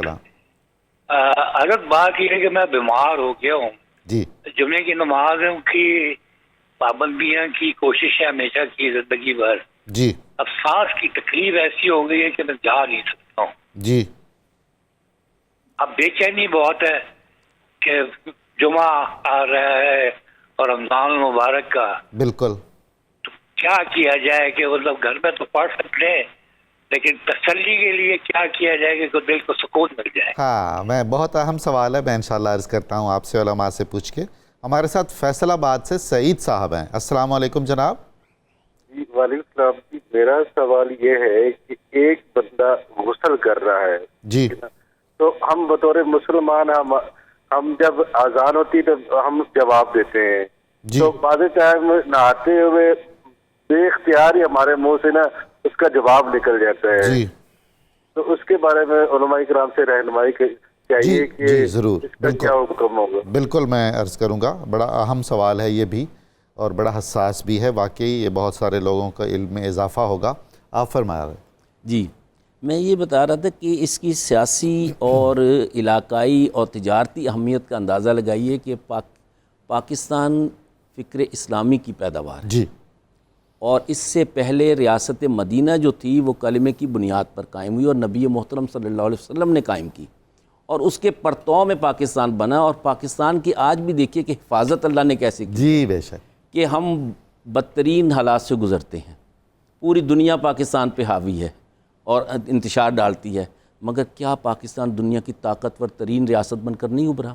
اور موجودہ حالات میں جہاں غزہ میں جو ظلم ہو رہا ہے، جہاں اب یعنی ایران کے ساتھ جو کچھ ہو رہا ہے، اس میں اگر آپ دیکھیے کہ کیا ان میں سے کسی کی جرأت ہے کہ پاکستان کو اس طرح دیکھیں؟ بالکل، آپ اور پھر یہ دیکھیے کہ اللہ تعالیٰ نے وہ قوت جو ہماری عسکری قوت تھی اس کو بنیمار کے حق یا بنیان مرصوص میں اس طرح اجاگر کیا کہ وہ جو حضرت اللہ کا قائد اعظم کا فرمان تھا کہ پاکستان ہزار اسلام ہے، کہ فوراً حرمین شریفین کی حفاظت ہمارے پاس آئی جو پہلے بھی تھی، پھر یعنی ہمارے حرمین شریفین کے محافظین کی آئی، پھر یہ دیکھیے کہ پاکستان کا قد کاٹ جو ہے وہ جہاں افریقہ میں ہے وہاں خطے میں بھی ہے، اور پاکستان کی قوت یہ تو لڑ رہے ہیں، جی ہاں، پاکستان کی قوت آج بھی محفوظ ہے، مگر یہ ہے کہ انتشار کی کیفیت یہ ہے کہ ہمارے دو بارڈر اب بھی یعنی غیر محفوظ ہیں، تیسرا تو ہر وقت تیار بیٹھا ہے اور اللہ تعالیٰ حفاظت فرمانے والا ہے۔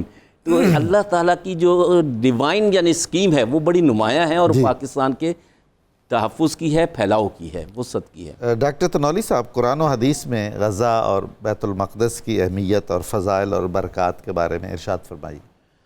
جی ڈاکٹر صاحب، یہ خطہ بہت مقدس اور بہت محترم ہے، اہل ایمان کے لیے، ملت اسلامیہ کے لیے، آپ صلی اللہ علیہ وسلم کی زندگی کا جو سب سے بڑا معجزہ قرآن مجید کے بعد وہ آپ کا سفر معراج ہے۔ بے شک۔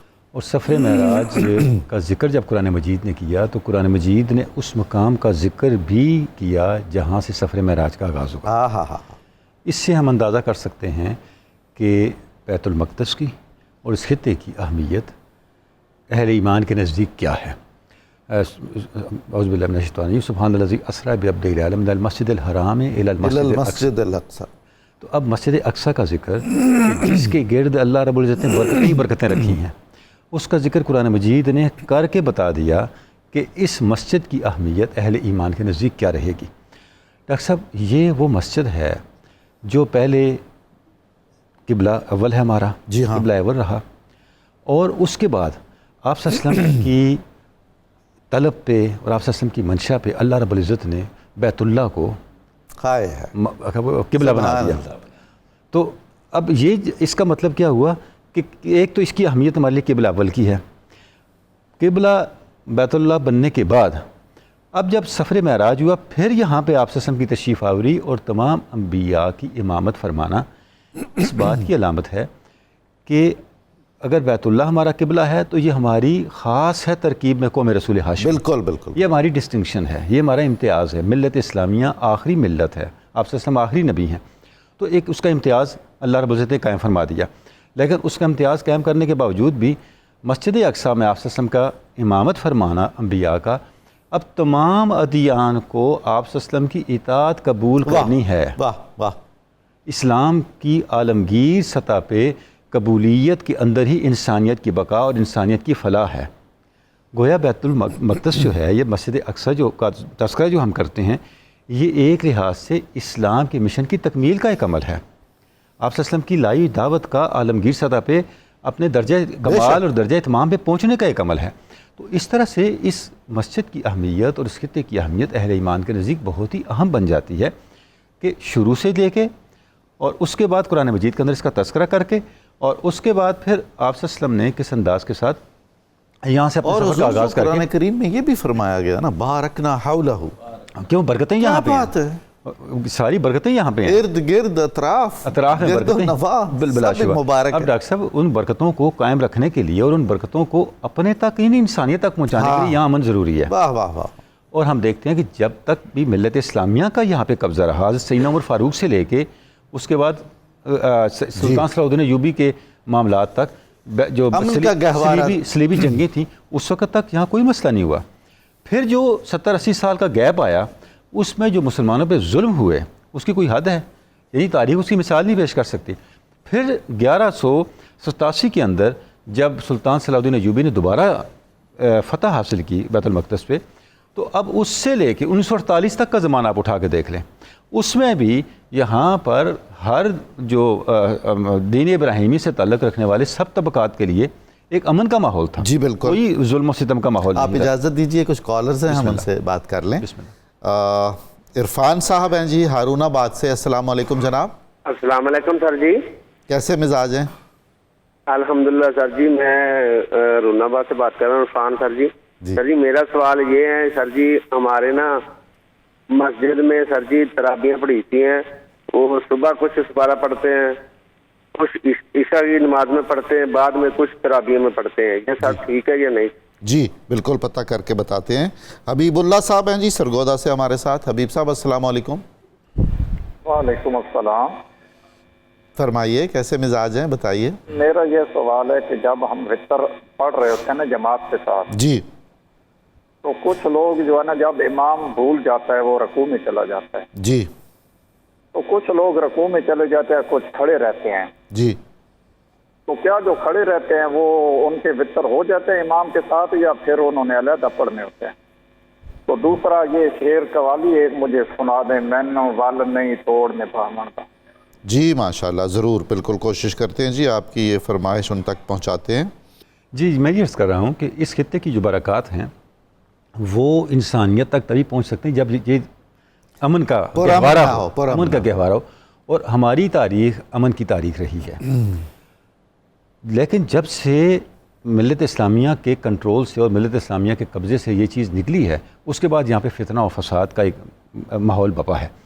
تو ہم جب اس کا ذکر کر رہے ہوتے ہیں، بیت المقدس کا ذکر کر رہے ہوتے ہیں، تو ہم اسی امن کی بحالی کی بات کر رہے ہوتے ہیں، انہی برکات کی بات کر رہے ہوتے ہیں کہ تمام دین ابراہیمی کو ماننے والے ان برکات سے متمتع ہوں، اور وہ تبھی ممکن ہوگا جب یہاں پر یہ خون خرابہ اور یہاں پر جو ایک انسانیت کی تذلیل اور انسانیت کے لیے مسائل کا ایک ماحول ہے، اس ماحول کو یہاں پر امن کے ماحول سے حضور بدلا جائے. اسلام کا تو بنیادی نقطہ یہ ہے کہ اللہ کے رسول کے شہر کو بلد امین کہا، سبحان اللہ، اور یہ فرمایا کہ یہ جو بھی داخل ہو اس شہر میں اس کے لیے امن ہے. امن ہے.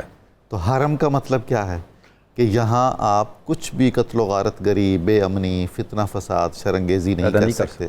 تو ہر جو مقدس مذہبی مرکز ہے، دینی اہمیت کا حامل ہے، اس کو تو سراپا امن اور صلح اور آشتی ہونا چاہیے تاکہ ہر طرح کے فوائد اور برکات اور فیوز حاصل ہو سکیں، لوگوں تک پہنچ سکے. جی ہاں، بلا شبہ. اور مسلسل یعنی ایک عرصہ دراز ہو گیا. اب یہ مسئلہ تو امت کا سمجھ لیجئے کہ سب سے پرانا رستہ ہوا زخم ہے، ایسا ہی.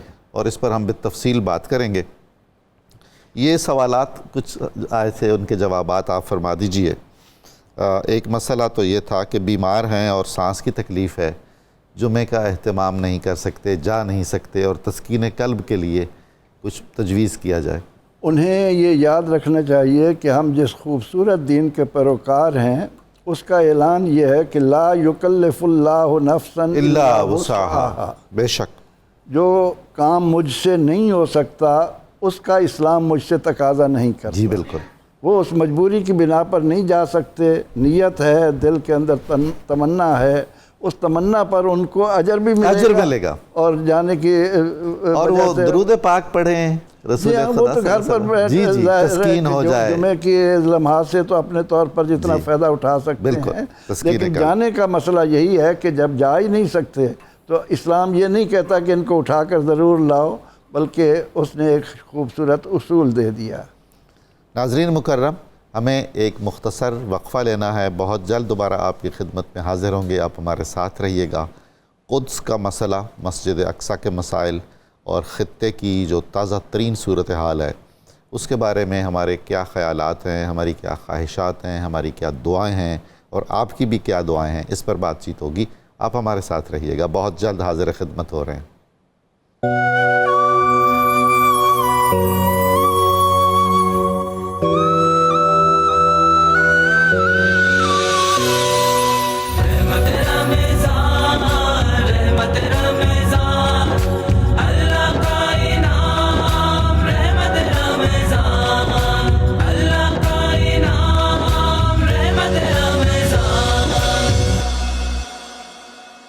ناظرین مکرم، پیشتر اس کے کہ ہم اپنی گفتگو کا آغاز کریں، میں ایک دو نکات آپ کی خدمت میں پیش کرنا چاہتا ہوں.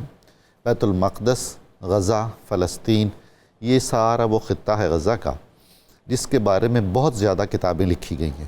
مختلف زمانوں میں، مختلف زبانوں میں، مختلف مذاہب سے تعلق رکھنے والے افراد نے، اور کچھ ایسے افراد نے بھی جن کا کسی بھی دین اور مذہب سے کوئی تعلق نہیں ہے. ہر ایک نے اپنے نقطہ نظر سے لکھا ہے جو کچھ بھی لکھا ہے. بہت اچھی مستند معیاری تاریخیں بھی لکھی گئی ہیں، تذکرے بھی لکھے گئے ہیں جو اس خطے کی دینی، روحانی اور ثقافتی اہمیت اجاگر کرتی ہیں. اردو میں بہت کم مواد ملتا ہے ہمیں، اس طرف ہماری توجہ ہونی چاہیے. مجھے یہ عرض کرنا ہے کہ یہ پورا علاقہ بہت بڑا روحانی مرکز رہا ہے. جب یہ سلطنت عثمانیہ کا حصہ تھا تو اس کے اعداد و شمار جمع کیے گئے تھے جو ترکی کے ڈاکیومنٹس میں، آرکائیوز میں موجود ہیں. اس سے اندازہ ہوتا ہے کہ یہاں سینکڑوں کی تعداد میں دینی مدارس تھے جن کے ساتھ اوقاف منسلک تھے. اکابر علماء وہاں درس دیا کرتے تھے جن میں بہت سارے اہل تصوف تھے.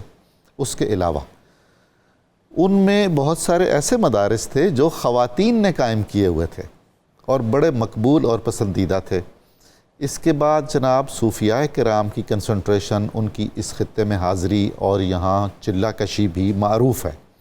اتنی خانقاہیں تھیں مختلف سلاسل طریقت کی جو عثمانیوں کے ریکارڈ میں موجود ہیں اور اہل نظر کو دیکھنی چاہیے. اس میں سب سے زیادہ ہمیں خانقاہیں نظر آتی ہیں سلسلہ عالیہ قادریہ کی، شاذلیہ کی اور پھر کچھ اور ذیلی شاخوں کی بھی. ایک خانقاہ چشتی بھی ہے وہاں جس کو چلہ گاہ ہے بابا فرید الدین گنج شکر کہتے ہیں، اور اس کا عرفی نام ہے ہندوستانی سرائے. اچھا، یہ جتنی بھی خانقاہیں تھیں، زاویے تھے، تکیے تھے، رباط تھے، یہاں مشائخ طریقت موجود ہوتے تھے. ان سلسلوں سے وابستہ دراویش یہاں آتے تھے، دوسرے سلسلوں کے لوگ آتے تھے.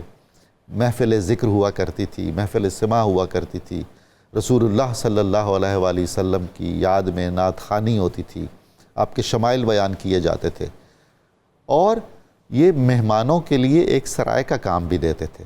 بابا فرید کی جو چلہ گاہ ہے وہاں اب بھی موجود ہے، اب اس کا نام ہندوستانی سرائے ہے. اور یہ جن جن علاقوں کے مشائخ نے وہاں یہ قائم کی تھیں خانقاہیں، ان علاقوں کے مخیر حضرات ان کی مدد کیا کرتے تھے. اس میں ہم جب بہت ڈیپلی اس کا جائزہ لیتے ہیں تو ہمیں اندازہ ہوتا ہے کہ کیا کیا یہاں خطاط تھے، کیسی جلد بندی ہوتی تھی کتابوں کی، جو اسلامک کلچر کی نمایاں ترین چیزیں ہیں. کیسے کیسے معمار تھے جو اتنی عمدہ عمارتیں بناتے تھے، خرقہ سیا جاتا تھا، تسبیحیں بنائی جاتی تھیں. تو یہ ایک پاکیزہ ماحول جس کا اسلامی ثقافت سے بہت گہرا تعلق ہے، وہ اس خطے کی خصوصی پہچان رہا ہے. اسے شاعروں نے بھی بہت خراج تحسین پیش کیا ہے. یعنی مکہ مکرمہ اور مدینہ منورہ کے بعد سب سے زیادہ اگر کسی خطے کو موضوع شعر و سخن بنایا گیا ہے، قدیم زمانے میں بھی اور جدید زمانے میں بھی، تو وہ یہی ہے.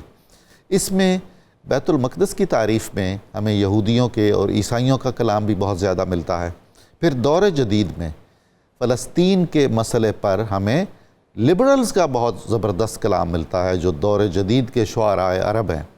ان میں سے بہت سو کی چیزیں مختلف زبانوں میں ترجمہ بھی ہو چکی اور عالمی سطح پر مسئلہ فلسطین کے تعارف کا سبب بنی بلا شبہ. ان کا اپنا ایک کنٹریبیوشن ہے. تو ان تمام چیزوں کو پیش نظر رکھتے ہوئے ہمیں جائزہ لینا چاہیے کہ یہ خطہ کتنا سرخیز رہا ہے. انبیاء کی سرزمین ہے، غازیوں، مجاہدوں، شہداء کی سرزمین ہے. نور الدین زنگی، صلاح الدین ایوبی کا خون ہے اس سرزمین میں شامل. صوفیاء کی توجہ اسے حاصل ہے. قربانیوں کا مرکز ہے یہ. اور آج اس پر کیا گزر رہی ہے، اس پر ہم بات چیت کرتے ہیں. پروفیسر سعید صاحب، مسئلہ قدس کا تاریخی پس منظر اور صلیبی جنگیں خاص طور پر، اور پھر نئی صہیونی ریاست کا جو ناجائز قیام ہے، اس پر آپ ہماری رہنمائی فرمائیے. قرآن و سنت کی روشنی میں جب ہم یہ دیکھتے ہیں کہ پروردگار عالمین نے محمد عربی صلی اللہ علیہ وسلم کو اس لیے مبعوث فرمایا کہ لِیُظْہِرَہُ عَلَى الدِّینِ کُلِّہ، تمام ادیان پر دین اسلام نے غالب آنا ہے. اب ہم اس نقطہ نظر سے یہ دیکھتے ہیں کہ سیدنا حضرت یسوع مسیح علیہ السلام، عیسیٰ علیہ السلام دنیا میں کیوں آئے؟ مبشراً برسول یاتی من بعد اسمہ احمد.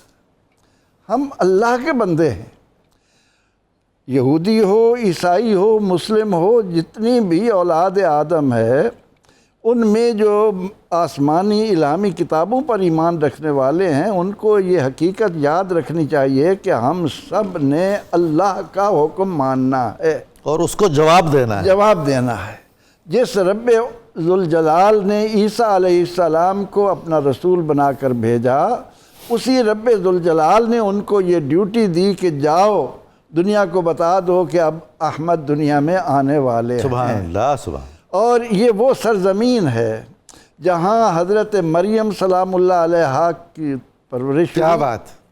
اللہ تعالیٰ نے انہیں عیسیٰ علیہ السلام عطا کیا، ان پر نعمتوں کا نزول ہوا، اور پھر عہد فاروقی میں جب دین اسلام غالب آیا، جی، یہ خطہ بھی اسلام میں آ گیا.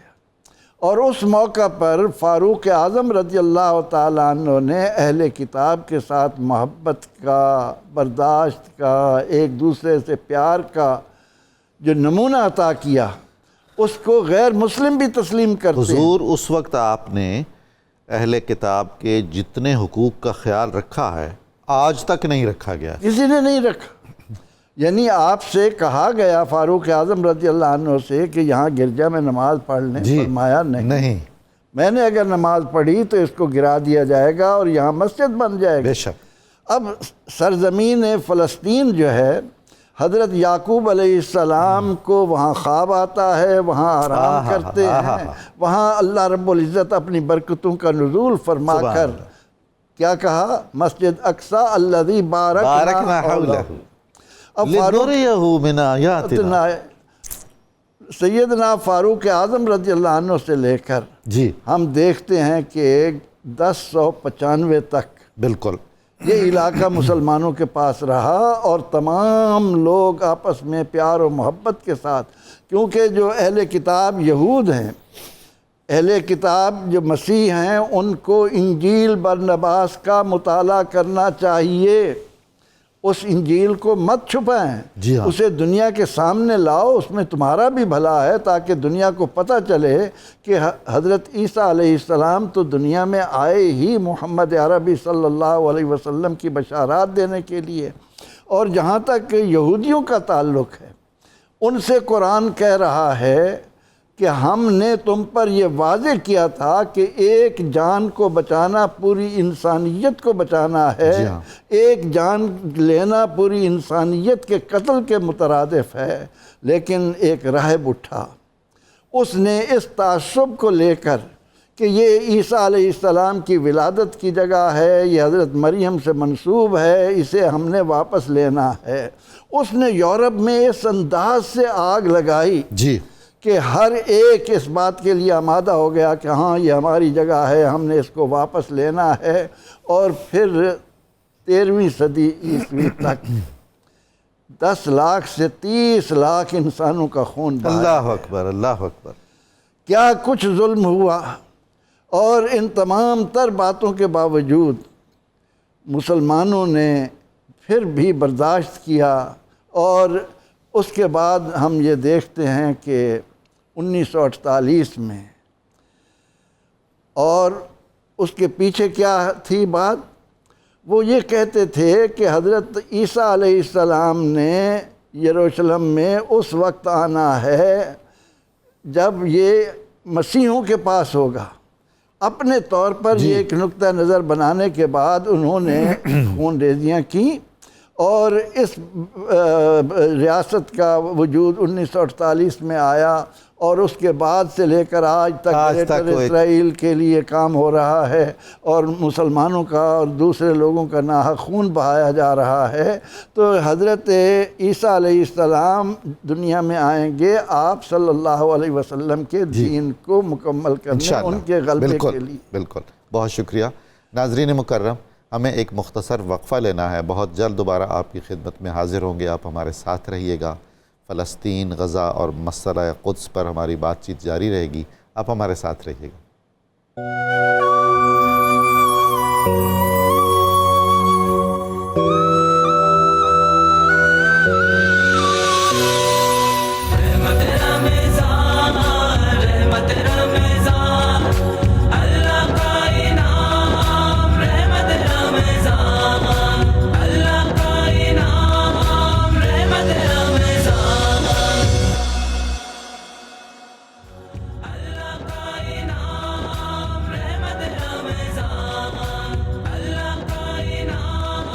السلام علیکم ناظرین محترم، 92 نیوز چینل کی سحر ٹرانسمیشن رحمت رمضان میں ایک بار پھر خوش آمدید۔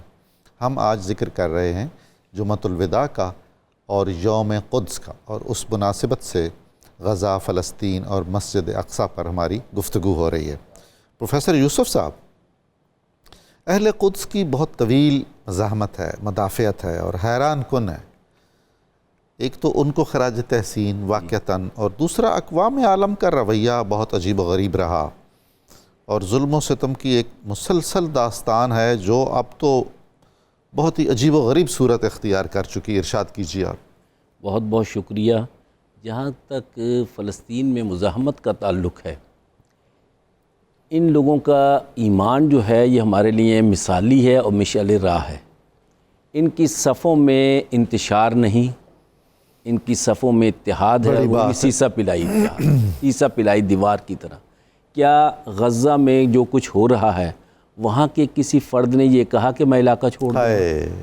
بارکنا حولہ، سبحان اللہ. اچھا جی، عزیمت اور استقامت ہے. ہاں جی، واضح معلوم ہے کہ موت ہے، شہادت ہے، جی. پھر بھی یہ ڈٹے خطہ ہوئے. آج بھی جہاں انبیاء کا مسکن ہے، یہ اولیاء اللہ کا بھی مسکن ہے. سبحان اللہ. بے یہ شک. آج بھی اولیاء اللہ کا مسکن ہے، ایسا ہی اہل ہے. دل وہاں رہتے ہیں. اور سب سے بڑی بات کہ سلطان صلاح الدین ایوبی کی فوج کی جہادی تربیت وہ حضرت سیدنا عبدالقادر بالکل. جیلانی غوث العظم بالکل. جیلانی رحمۃ اللہ علیہ نے فرمایا. ایسا ہی ہے.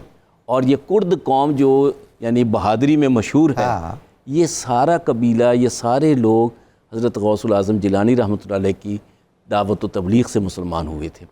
اب اس میں یہ دیکھیے کہ یہ عظیمت جو ہے، یہ عظمت جو ہے، یہ مزاحمت جو ہے، مجھے روز روشن کی طرح یقین ہے کہ یہ کامیاب ہو کر رہے گی انشاءاللہ. یہ پھیلے گی ضرور، مگر یہ ان سب کو جو ملحد اور منحرف یعنی احباب ہیں، افراد ہیں، احزاب ہیں، یہ ملیہ میٹ ہوں گے. اور قرآن کا بھی یہی فیصلہ بے ہے. شک و شبہ. اب یہ دیکھیے کہ اس خطے کی اہمیت جو ہے کہ یہ 3 بڑے ادیان کا یعنی ولادت کہہ لیجئے جی یا جی. کچھ بھی، ہاں. کہ یہودیوں کے لیے بھی مقدس ہے، عیسائیوں کے لیے بھی بیت مرکزی الحم حیثیت ہے، رکھتی ہے. یعنی برتھ پلیس ہے، اور عالم مسلمانوں کے لیے بھی. اور ان کا مرکز جو ہے وہ حضرت ابراہیم علیہ السلام ہے. اب اس میں دیکھیے کہ اللہ تعالیٰ نے کیا کہا. اللہ نے کہا کہ میرا کوئی لاڈلا نہیں ہے. اگر سورہ اخلاص دیکھیں تو کوئی چوزن ریس نہیں اس کے لیے. بے شک. چوزن ریس کے تصور نے جو تکبر پیدا کیا، جی. اس کا مظہر آج ہم دیکھ رہے ہیں. بے شک. پھر اللہ تعالیٰ نے کہا میرا کوئی لاڈلا نہیں ہے، بے شک. ایسا نہ کوئی بیٹا ہے نہ کوئی لاڈلا ہے. اور سورہ اخلاص میں موجود ہے. اب یہ دیکھیے کہ یہ وہ چیزیں ہیں جو انحراف کی طرف لے کے گئیں. اور اللہ تعالیٰ نے کہا کہ ان الدین عند اللہ الاسلام، مسلمان وہ ہے، ایمان والا وہ ہے جو میرے اصولوں پر، میرے احکامات پر عمل کرتا ہے.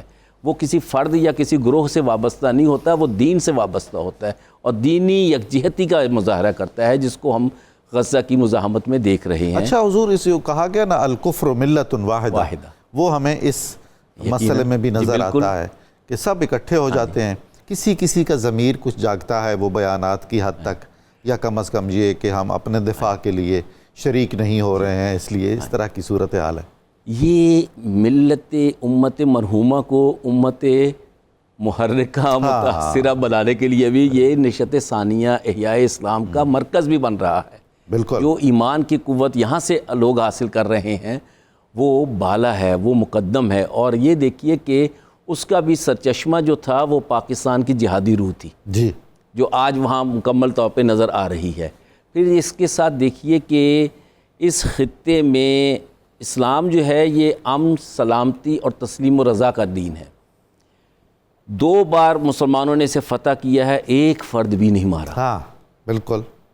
ان لوگوں کے پاس جب بھی آیا ہے انہوں نے خون بہایا ہے. کروسیڈ صلیبی جنگوں میں بھی خون بہایا ہے. سارا یورپ، امریکہ، جرمنی ہو، برطانیہ ہو، فرانس ہو، ان کے سلاطین نائٹ ہوڈ ڈیولپ کر کے وہاں کے نوجوانوں کو جمع کر کے یہاں پہ یلغار کرتے تھے. اور پھر یہ دیکھیے کہ جنگی اصول بھی اس میں اللہ تعالیٰ نے جو قرآن میں متعین کیے ہیں، جو نبی محترم صلی اللہ علیہ وسلم کے اسوہ حسنہ سے ہمیں ملتے ہیں، کہ Salahuddin Ayyubi Richard the lion hearted کی تلوار گرتی ہے تو اپنا ہاتھ روک لیتے ہیں. کیا بات کہ نہتے پہ نہیں، مقابلہ ہوگا. یہ وہ اصول ہیں. اور پھر امن سلامتی کا گہوارہ بنایا. اور جب دیکھیے کہ اس سے پہلے جب یہودی یہاں تھے اور عیسائی یہاں پر غالب تھے تو بائبل ہو گئی یا جیو آف مالٹا شیکسپیئر کا ہو گیا. یہودیوں کو قرآن میں جیسے ہے کہ یہ مغضوب ہیں اپنے انحراف کی وجہ سے، اپنے استکبار کی وجہ سے، اپنے غرور کی وجہ سے اور اپنے لاڈلے ہونے کی وجہ سے. تو وہ غرور جو تھا اس کو عیسائیوں نے ان کے ساتھ جو سلوک کیا مثالی تھا اور بدترین تھا. مگر یہ ہے کہ جب انہوں نے عیسائیوں کے ساتھ کیا وہ سب کے سامنے ہے کہ عیسائی اپنے مذہب سے بھاگ گئے. اور یہ جو آج یعنی اور مسلمانوں نے جب حاصل کیا تو انہوں نے عیسائیوں کو بھی امن دیا، یہودیوں کو بھی امن دیا اور ہیومن ایکویلٹی کو قائم کیا. ہیومن ایکویلٹی اور بردرہڈ جو ہے کہ ہم مسلمان تو ہیں، ہم اہل ایمان ہیں، مگر ہمارا دین اجازت نہیں دیتا کہ اللہ کی مخلوق الخلق و عیال اللہ اور آدم پہ ظلم کیا جائے. اور یہی سبب ہے کہ آج تک یہودی مسلمان ہوتے ہیں، عیسائی مسلمان ہوتے ہیں، بت پرست مسلمان ہوتے ہیں، مشرک مسلمان ہوتے ہیں. یہ مسجد اقصی، فلسطین، غزہ، یہ ہمارے ایمان کا اظہار ہیں، نشان ہیں. اور پھر یہ دیکھیے کہ اس مزاحمت نے جو ایک بہت بڑا خاموش کام کیا ہے. جی. جس وقت حضرت علامہ ذکر کر رہے تھے کہ بھئی یورپ میں یہودی کس طرح ان کی مالیاتی نظام پہ قبضہ کر رہے ہیں, ان کے معاشرتی نظام پہ قبضہ کر رہے ہیں, اور ان کے انتظامی معاملات پہ قبضہ کر رہے ہیں, ہاں جی. اور نیتشے جو ہے وہ یہاں تک کہتا ہے کہ مجھے جو کچھ نظر آ رہا ہے وہ تو یہ ہے کہ یہودی جو ہے وہ گرجا گھر کا بھی مجاور بن بیٹھے ہیں, اور ایونجلک کیا ہے. ایسا ہی ہے آج بھی. یعنی میں ذاتی طور پر جو میرے احباب ہیں ان سے میں نے ایک دفعہ ذکر کیا یو کے حوالے سے, میں نے کہا جی حضرت علامہ نے یہ کہتے ہیں جی میں پورشن سے وابستہ ہوں یہاں کے ایڈمنسٹریشن پہ, یہاں پہ یہودی بیٹھے ہوئے گرجا گھروں میں. اللہ اکبر. یہاں پر تو یہ حال ہو چکا ہے. مگر یہ دیکھیے اس کے باوجود جب یہ غزہ کی مزاحمت ہوئی ہے, امت مسلمہ تو جاگ رہی ہے, آہستہ آہستہ جاگ رہی ہے, مگر جس تیزی سے یورپ اور امریکہ جاگا ہے, غیر مسلم جاگے ہیں, وہ دیکھیے کہ انہوں نے دعوت و تبلیغ کا اور ابلاغ کا اور عظیمت کا عظمت کا جو درس ان کو دیا وہ ہم سے بھی زیادہ ہے. یہ اسلام کے پھیلاؤ ہی کا سبب بنے گا. اور پھر یہ ہے کہ سب سے بڑھ کر جو عیسائی خوش ہے, یورپ اور امریکہ خوش ہے کہ جب ان یہودی ملحدین نے, منحرفین نے, یہودی ہوں یا عیسائی ایک گروہ ہے ملحدین کا, منحرفین کا, ان لوگوں نے جب یورپ کے عیسائیوں کو مجبور کیا اور ان کو یعنی الحاد کی طرف لے گئے, انہیں یعنی سیکولرزم کی طرف لے گئے, لبرلزم کی طرف لے گئے, اور وہ بے بسی سے دیکھ رہے تھے کیونکہ مال ان کے پاس تھا, ملٹی نیشنل ان کے پاس تھی, بینک ان کے پاس تھے, ساری چیزیں ان کے پاس تھیں. تو آج انہوں نے ان کی عظیمت دیکھ کر وہ جتنے خوش ہیں کہ ہمیں بھی آزادی مل رہی ہے. یہ وہ پہلو ہے جو امت مسلمہ کا ڈورمنٹ پہلو, لیٹنٹ لیئرز ہیں جو اس غزہ کی عظیمت سے مزاحمت سے جنم لے رہے ہیں. اور پھر یہ دیکھیے کہ آج حالات نے اس نہج پہ پہنچا دیا کہ اس امریکہ اور اسرائیل کے مالیاتی ادارے بھی غیر محفوظ ہو گئے. بالکل. ان کے ٹھکانے بھی غیر محفوظ ہو گئے. پہلی بار ایسا ہوا. اور اللہ تعالیٰ یعنی ایران کو استقامت دے, ثابت قدمی دے. یہ ایک بہت بڑا کردار ہے جو انہوں نے ادا کیا, اور یہ ایک سازش کی شکل میں بھی تھا کہ اگر یہ عرب ممالک جوابی کارروائی کرتے تو وہ دونوں تماشا دیکھتے اور یہ آپس میں لڑ رہے ہوتے. اس میں میں سمجھتا ہوں کہ پاکستان کا جو کردار رہا ہے, خاص طور پر ہمارے بنیاد مرصوص کے جو ماہرین ہیں اور یعنی ڈی چیف کا, وہ کمال کا ہے. انہوں نے مسلمانوں کو جوابی کارروائی کی اجازت نہیں دی اور ان کی بات مانی گئی, اور مسلمان آپس میں لڑنے سے دور رہے اور آپس میں یعنی اتفاق رہا. اور پہلی بار ایران کو امت مسلمہ نے قبول کیا ہے اس طرح. اور اللہ کرے یہ بھی اسی طرح قبول کریں اور یہ باہمی تعاون چلتا رہے, اور پاکستان کی یہ ڈپلومیسی بھی کامیاب رہے اور عسکری طاقت بھی کامیاب رہے, اور غزہ جیتے گا. بالکل انشاءاللہ. یہ اللہ کا فرمان ہے, وَمَن نَصْرُ إِلَّا مِنْ عِنْدِ اللَّهِ. سبحان اللہ سبحان اللہ. ڈاکٹر تنوری صاحب, یہ جو امن کے پرچارک ہیں اور انسانی حقوق کے مبلغ اعظم بنتے ہیں, بچوں کے حقوق, خواتین کے حقوق, حقوقی حقوق, تو انہوں نے کیا صورتحال مچا رکھی ہے اس خطے میں, اور کتنی المناکی ہے, کتنے بڑے انسانی المیہ جنم لے رہے ہیں. اور دوسری طرف امت مسلمہ کے کردار پر بھی کوئی تھوڑی سی بات فرمائیے. ہماری ذمہ داریاں کیا ہیں اس مسئلے پر؟ جی ڈاکٹر صاحب, یہ جیسے آپ نے ارشاد فرمایا, یہ ایک رشتہ و زخم ہے ملت اسلامیہ کا, اور ایک ایسا مسئلہ ہے جو ہمارے لیے ہر لحاظ سے, دنیاوی لحاظ سے بھی اور دینی لحاظ سے بھی کرب کا باعث مسئلہ ہے. ڈاکٹر صاحب اگر ہم دیکھیں تو اس مسئلے کا بنیادی سبب ہی ملت اسلامیہ کی کمزوری ہے. جی. اگر ملت اسلامیہ کمزور نہ ہوتی تو کبھی بھی یہ مسئلہ اتنی حد تک سر نہ اٹھاتا. سورہ آل عمران میں اللہ رب العزت نے ارشاد فرمایا, ضربت علیہم الذلۃ اینما ثقفوا الا بحبل من اللہ وحبل من الناس, کہ یہود وہ ہیں جن پر ہر جگہ پہ ذلت مسلط ہوگی, الا یہ کہ انہیں اللہ کی طرف سے کچھ مہلت مل جائے یا لوگ ان کے ساتھ مل جائیں, یا لوگ ان کو مہلت دے دیں. تو اب یہ حبل من الناس کے دور سے گزر رہے ہیں. جی ہاں. نتیجہ یہ ہے کہ ہماری جو کمزوریاں ہیں وہ ان کی طاقت ہیں. بالکل. قرآن مجید نے کئی جگہ پہ اس چیز کو پوائنٹ آؤٹ کیا, بیان کیا کہ یہود نے ہمیشہ تاریخ میں مسائل پیدا کیے ہیں, فتنے پیدا کیے ہیں. جی ہاں. نتیجہ کیا ہوا ہے, ان پر پھر گرفت ہوئی ہے. آگے اللہ رب العزت نے ارشاد فرمایا, جو آپ نے فرمایا نا ہماری ذمہ داری کیا, اس مسئلے کا حل کیا ہے, 2 الفاظ ہیں. اچھا. جس میں ان کا کردار بھی ہے اور ہمارا فیوچر بھی ہے. اللہ رب العزت نے ارشاد فرمایا, یہ تمہارا ماضی ہے, ان عدتم عدنا. واہ واہ واہ. اگر تم دوبارہ ان چیزوں کا اعادہ کرو گے تو ہماری گرفت دوبارہ تم پر آئے گی. دوبارہ ہو. ڈاکٹر صاحب, جب فتنہ گھر پہ گرفت آئے گی اللہ کی طرف سے، اللہ نے تو نہیں نہ اترنا، اہل حق کے ذریعے سے آئے گی. اہل حق کے ذریعے سے. جب اہل حق کے دائرے ہی میں نہیں ہے تو اودنا پر عمل کیسے ہوگا؟ اللہ اکبر. ہم نے اودنا کا اہل بنانا ہے اپنے آپ کو ڈاکٹر صاحب دو طرح سے. پہلا کیا ہے کہ ملت اسلامیہ اپنے اندر اتحاد اور وحدت پیدا کرے. جب تک ہمارے اندر اتحاد نہیں ہوگا، ہمارا تفرقہ، ہماری نا اتفاقی ہمارے دشمن کی طاقت ہے. واہ. بلکہ میں یہ عرض کروں گا ہمارے اندر تفرقے کا موجود ہونا دشمن کے پاس ایک ہتھیار ہے جو ہمارے خلاف استعمال کرتا ہے اور کرتا رہے گا. ہم نے اس چیز کو سمجھنا ہے کہ جب تک ہم اس تفرقہ بازی سے نہیں نکلیں گے، ہماری طاقت کبھی بھی مجتمع ہو کے کسی منزل پہ ہمیں نہیں لے کے جائے گی. پہلی بات. دوسری بات ڈاکٹر صاحب یہ ہے، تیاری بڑی ضروری ہے. جی. ہم علمی طور پہ پسماندہ ہیں. علامہ اقبال کا ایک بڑا حضور پسماندہ سے مزید کوئی اور لفظ نہیں ہوتا زیادہ؟ پسماندہ اتنا پسماندہ لفظ ہے کہ اس سے پیچھے اندھیرا ہی اندھیرا ہے. حضور پسماندہ تو بہت ترقی یافتہ لفظ آپ فرما رہے ہیں، ہمارے حالات تو اس سے بھی کیا گزرے. دیکھیں ڈاکٹر صاحب، علامہ اقبال نے ایک بڑی اہم بات لکھی ہے ایک جگہ اپنی اسٹے ریفلیکشن میں. علامہ فرماتے ہیں کہ تاریخ میں 2 منطقیں چلتی رہی ہیں، حق کی منطق اور طاقت کی منطق. لیکن ہم دیکھتے ہیں کہ فیصلے ہمیشہ طاقت کی منطق نے کیے. حق بھی اس وقت غالب آیا جب اسے طاقت ملی ہے. ڈاکٹر صاحب آسان نہ ہو. ڈاکٹر صاحب ہم ناظرین کے لیے عرض کرنا چاہیں گے، اس وقت دنیا میں اسرائیل کا ایک امتیاز ہے علمی دنیا میں. اسے دنیا کی واحد سٹارٹ اپ نیشن کہتے ہیں. سٹارٹ اپ نیشن کا مطلب یہ ہے وہاں ہر گریجویٹ پر، اگر میں اپنے سمجھنے کے لیے کہوں، تعلیم یافتہ فرد پر نیا آئیڈیا لے کے آنا لازم ہے. جب وہ آئیڈیا لے کے آتا، اس کو سٹارٹ اپ کہتے ہیں. چاہے اس کا تعلق یونیورسٹی سے ہے، کسی بھی شعبے سے، بیوروکریسی سے ہے یا فوج سے ہے. جب وہ آئیڈیا لے کے آتا ہے ڈاکٹر صاحب، اس آئیڈیا کو اگر ان کی کمیٹی ہو کے کر دے، اس آئیڈیا پہ ساری انویسٹمنٹ اسٹیٹ کرتی ہے، چاہے وہ آئیڈیا فلاپ ہو جائے. واہ واہ واہ. یہی وجہ اس وقت یہی تجربہ ہے ڈاکٹر صاحب. دنیا، امریکہ، چائنا، یورپ کے بڑے بڑے ریسرچ سینٹر وہاں پہ ہیں. ایسا ہی ہے. کیوں؟ وہاں انہوں نے اس طرح کی اپرچونیٹیز دی ہیں. نتیجہ ہے ان کی ٹیکنالوجی کہاں تک جا پہنچی ہے. اور ہمارا حال یہ ہے کہ ہم اس وقت آئیڈیاز کو پڑھ رہے ہوتے ہیں جب دنیا ان آئیڈیاز کو مسترد کر چکی ہوتی ہے. جی.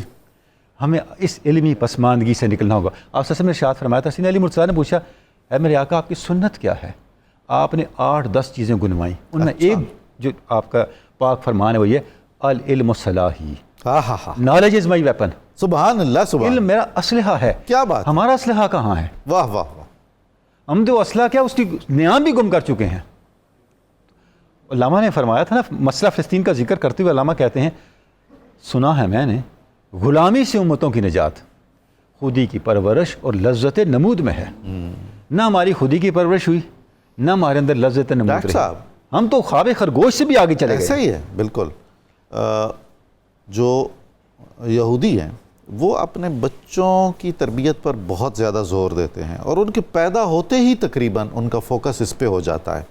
تو وہ بچہ جب سن شعور کو پہنچتا ہے تو اس کے وہی مقاصد اور اہداف ہوتے ہیں، سیاسی بھی، قومی بھی اور اپنے مذہبی بھی، جو ان کو فائدہ دیتے ہیں. ہمارے ہاں یہ صورتحال بھی بالکل. میں آپ کو عرض کروں، ہمارے ہاں یہ جو فکری انتشار ہے بچپن سے لے کے 55 تک ہر جگہ موجود ہے. واہ واہ واہ واہ. سبحان اللہ. اب ایک مثال دیتا ہوں. فلسطین کی تحریک آزادی کا ایک بڑا نام PLO ہے. جی. اور PLO کی ساری سٹرگل عرب نیشنلزم کے لیے رہی ہے. تاریخ اٹھا کے بالکل. جی جی. انہوں نے فلسطین کے مسئلے کو اسلام کے مسئلے کے طور پہ کبھی پریزنٹ ہی نہیں پریزنٹ کیا. یہ تو اب آ کے زندہ ہوا ہے. اس کی جہت اب ان قربانیوں کے بعد زندہ ہوئی ہے. جبکہ وہاں پہ یہ فکری انتشار نہیں ہے اسرائیل کے ہاں. جیسے آپ ارشاد فرما رہے ہیں، وہ قومی سطح پہ وحدت کے حامل ہیں، فکری سطح پہ وحدت کے حامل ہیں، علمی اور تیاری کی سطح پہ وحدت کے حامل ہیں.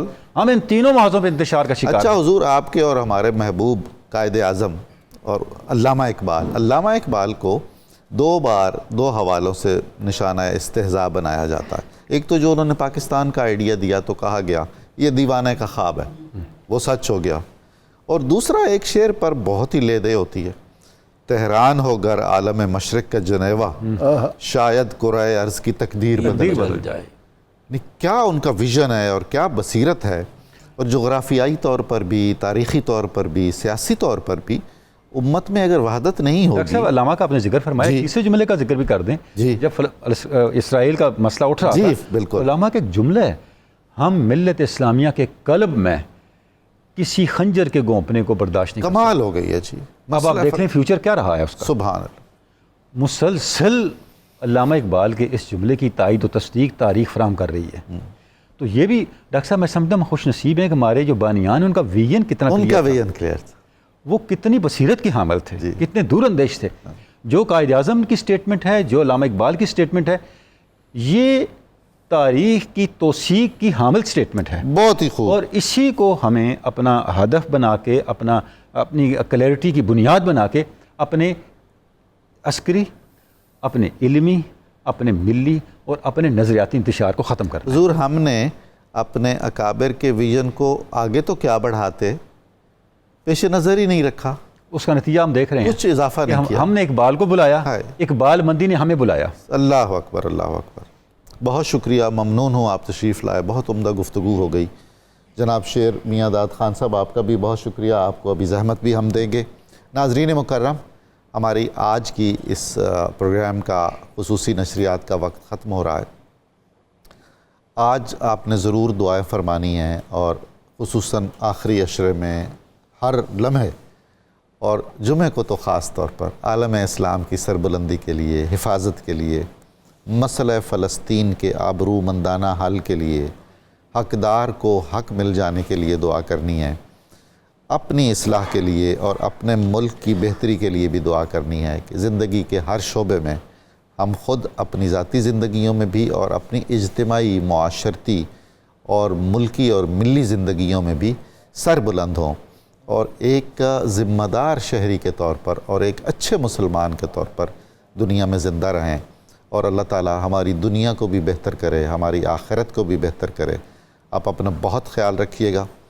ہم آپ کے لیے دعا گو رہتے ہیں, آپ بھی ہمارے لیے دعا فرمایا کریں.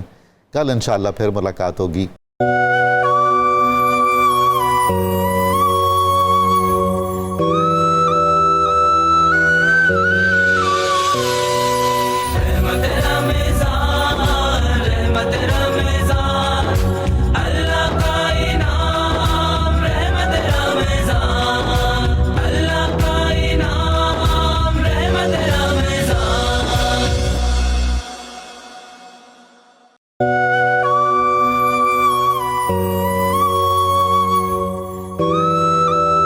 بسم اللہ الرحمن الرحیم.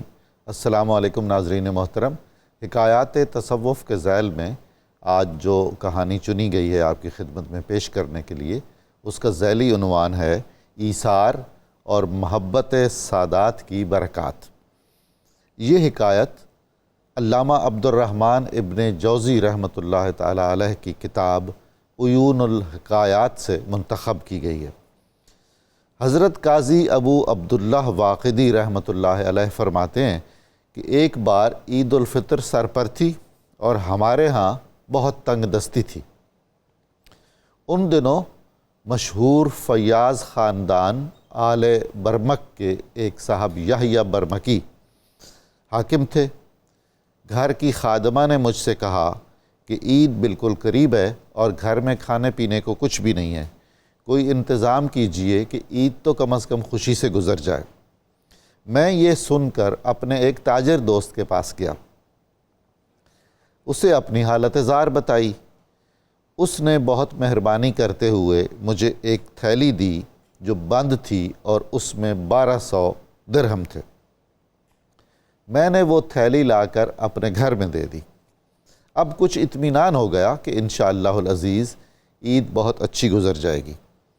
ابھی ہم نے وہ تھیلی کھولی بھی نہیں تھی کہ میرے ایک سید دوست مجھ سے قرض مانگنے آ گئے. ان کے حالات میرے حالات سے بھی زیادہ خراب تھے. میں نے یہ صورتحال بیوی کو بتائی اور مشورہ کیا کہ ہم آدھی رقم ان سید زادے کی خدمت میں پیش کر دیتے ہیں اور آدھی اپنے استعمال میں رکھتے ہیں.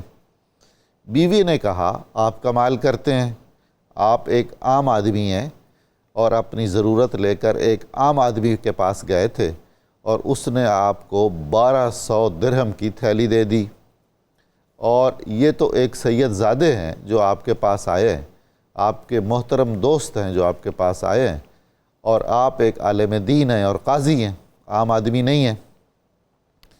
تو آپ کی عقیدت اور عشق یہ گوارا کرے گا کہ رسول اللہ صلی اللہ علیہ وآلہ وسلم کے ایک خاندان کے ضرورت مند فرد کو آپ آدھی رقم دے دیں؟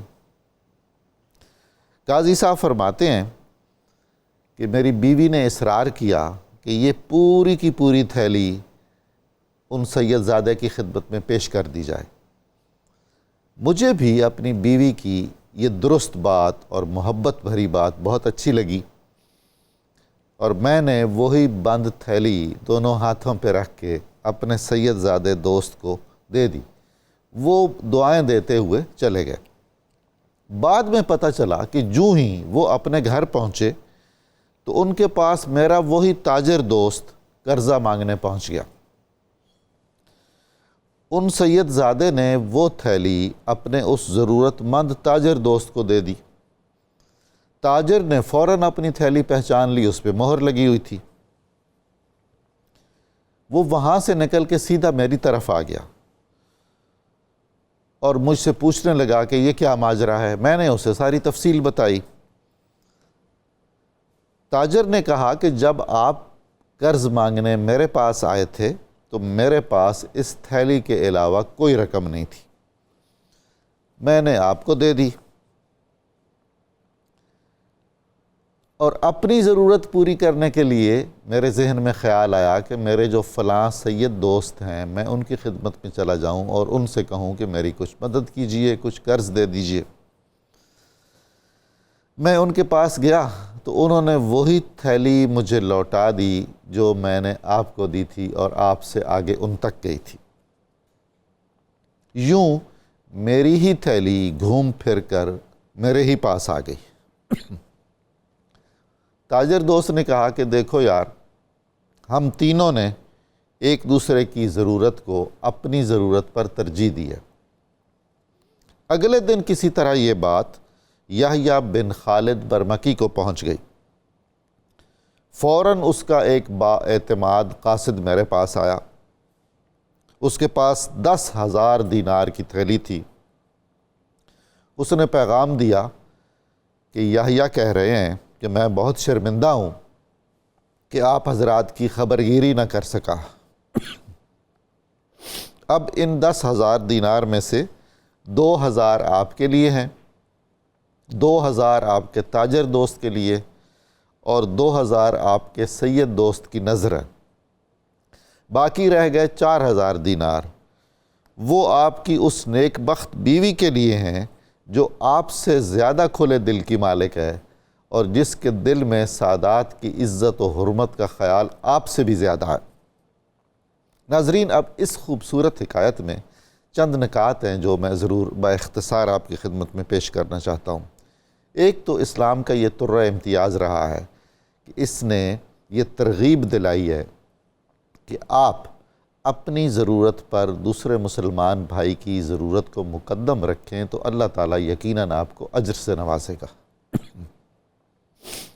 قاضی صاحب بہت خوش قسمت سے، اور ہمارے معاشروں میں اس طرح کے خوش نصیب افراد کثرت سے ہوتے تھے جنہیں اللہ تعالیٰ نے ایسی نیک دل، خوش بخت اور ادب شناس بیوی عطا کی تھی۔ ایسی شریک حیات کا ہونا زندگی میں نعمت ہے۔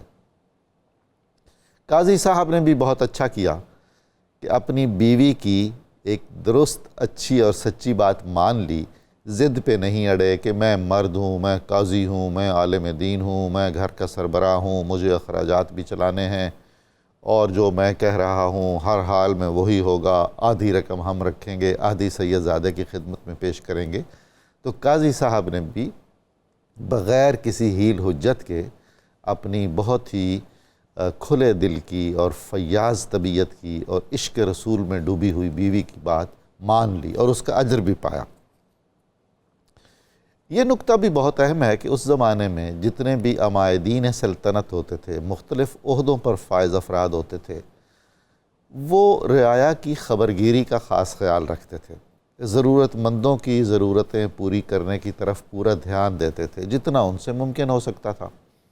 اب یہ جو آل برمک ہیں، یہ تاریخ اسلام کے فیاض ترین خاندانوں میں سے ہیں اور عدل و انصاف کرنے والے، اور لوگوں کا خیال رکھنے والے اور کثرت سے بانٹنے والے، یہ عباسی دور میں وزیر رہے ہیں، پوری سلطنت کے وزیر رہے ہیں نسل در نسل، اور اتنی شہرت اور عزت انہیں محض سخاوت کی وجہ سے، محض غریب پروری کی وجہ سے ملی تھی کہ اس زمانے میں عباسی خلفاء کے اتنے قصیدے اور اتنے مرثیے نہیں لکھے گئے جتنے آل برمک کے لکھے گئے ہیں۔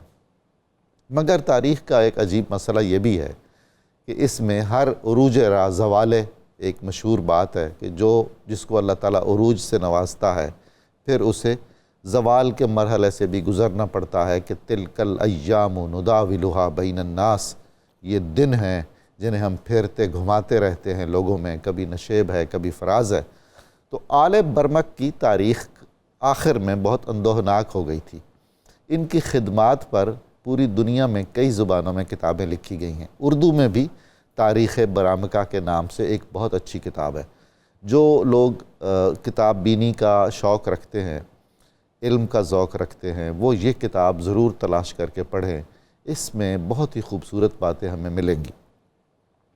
ناظرین مکرم، رمضان المبارک میں خاص طور پر اس طرح کی جو حکایات بیان کی جاتی ہیں ان کا بنیادی مقصد ترغیب دلانا ہوتا ہے، حوصلہ افزائی کرنا ہوتا ہے۔ ان باتوں میں سے کوئی ایک بات بھی ہمارے دل میں اتر گئی تو یقین جانیے ہماری دین بھی اور دنیا بھی دونوں سنور گئے۔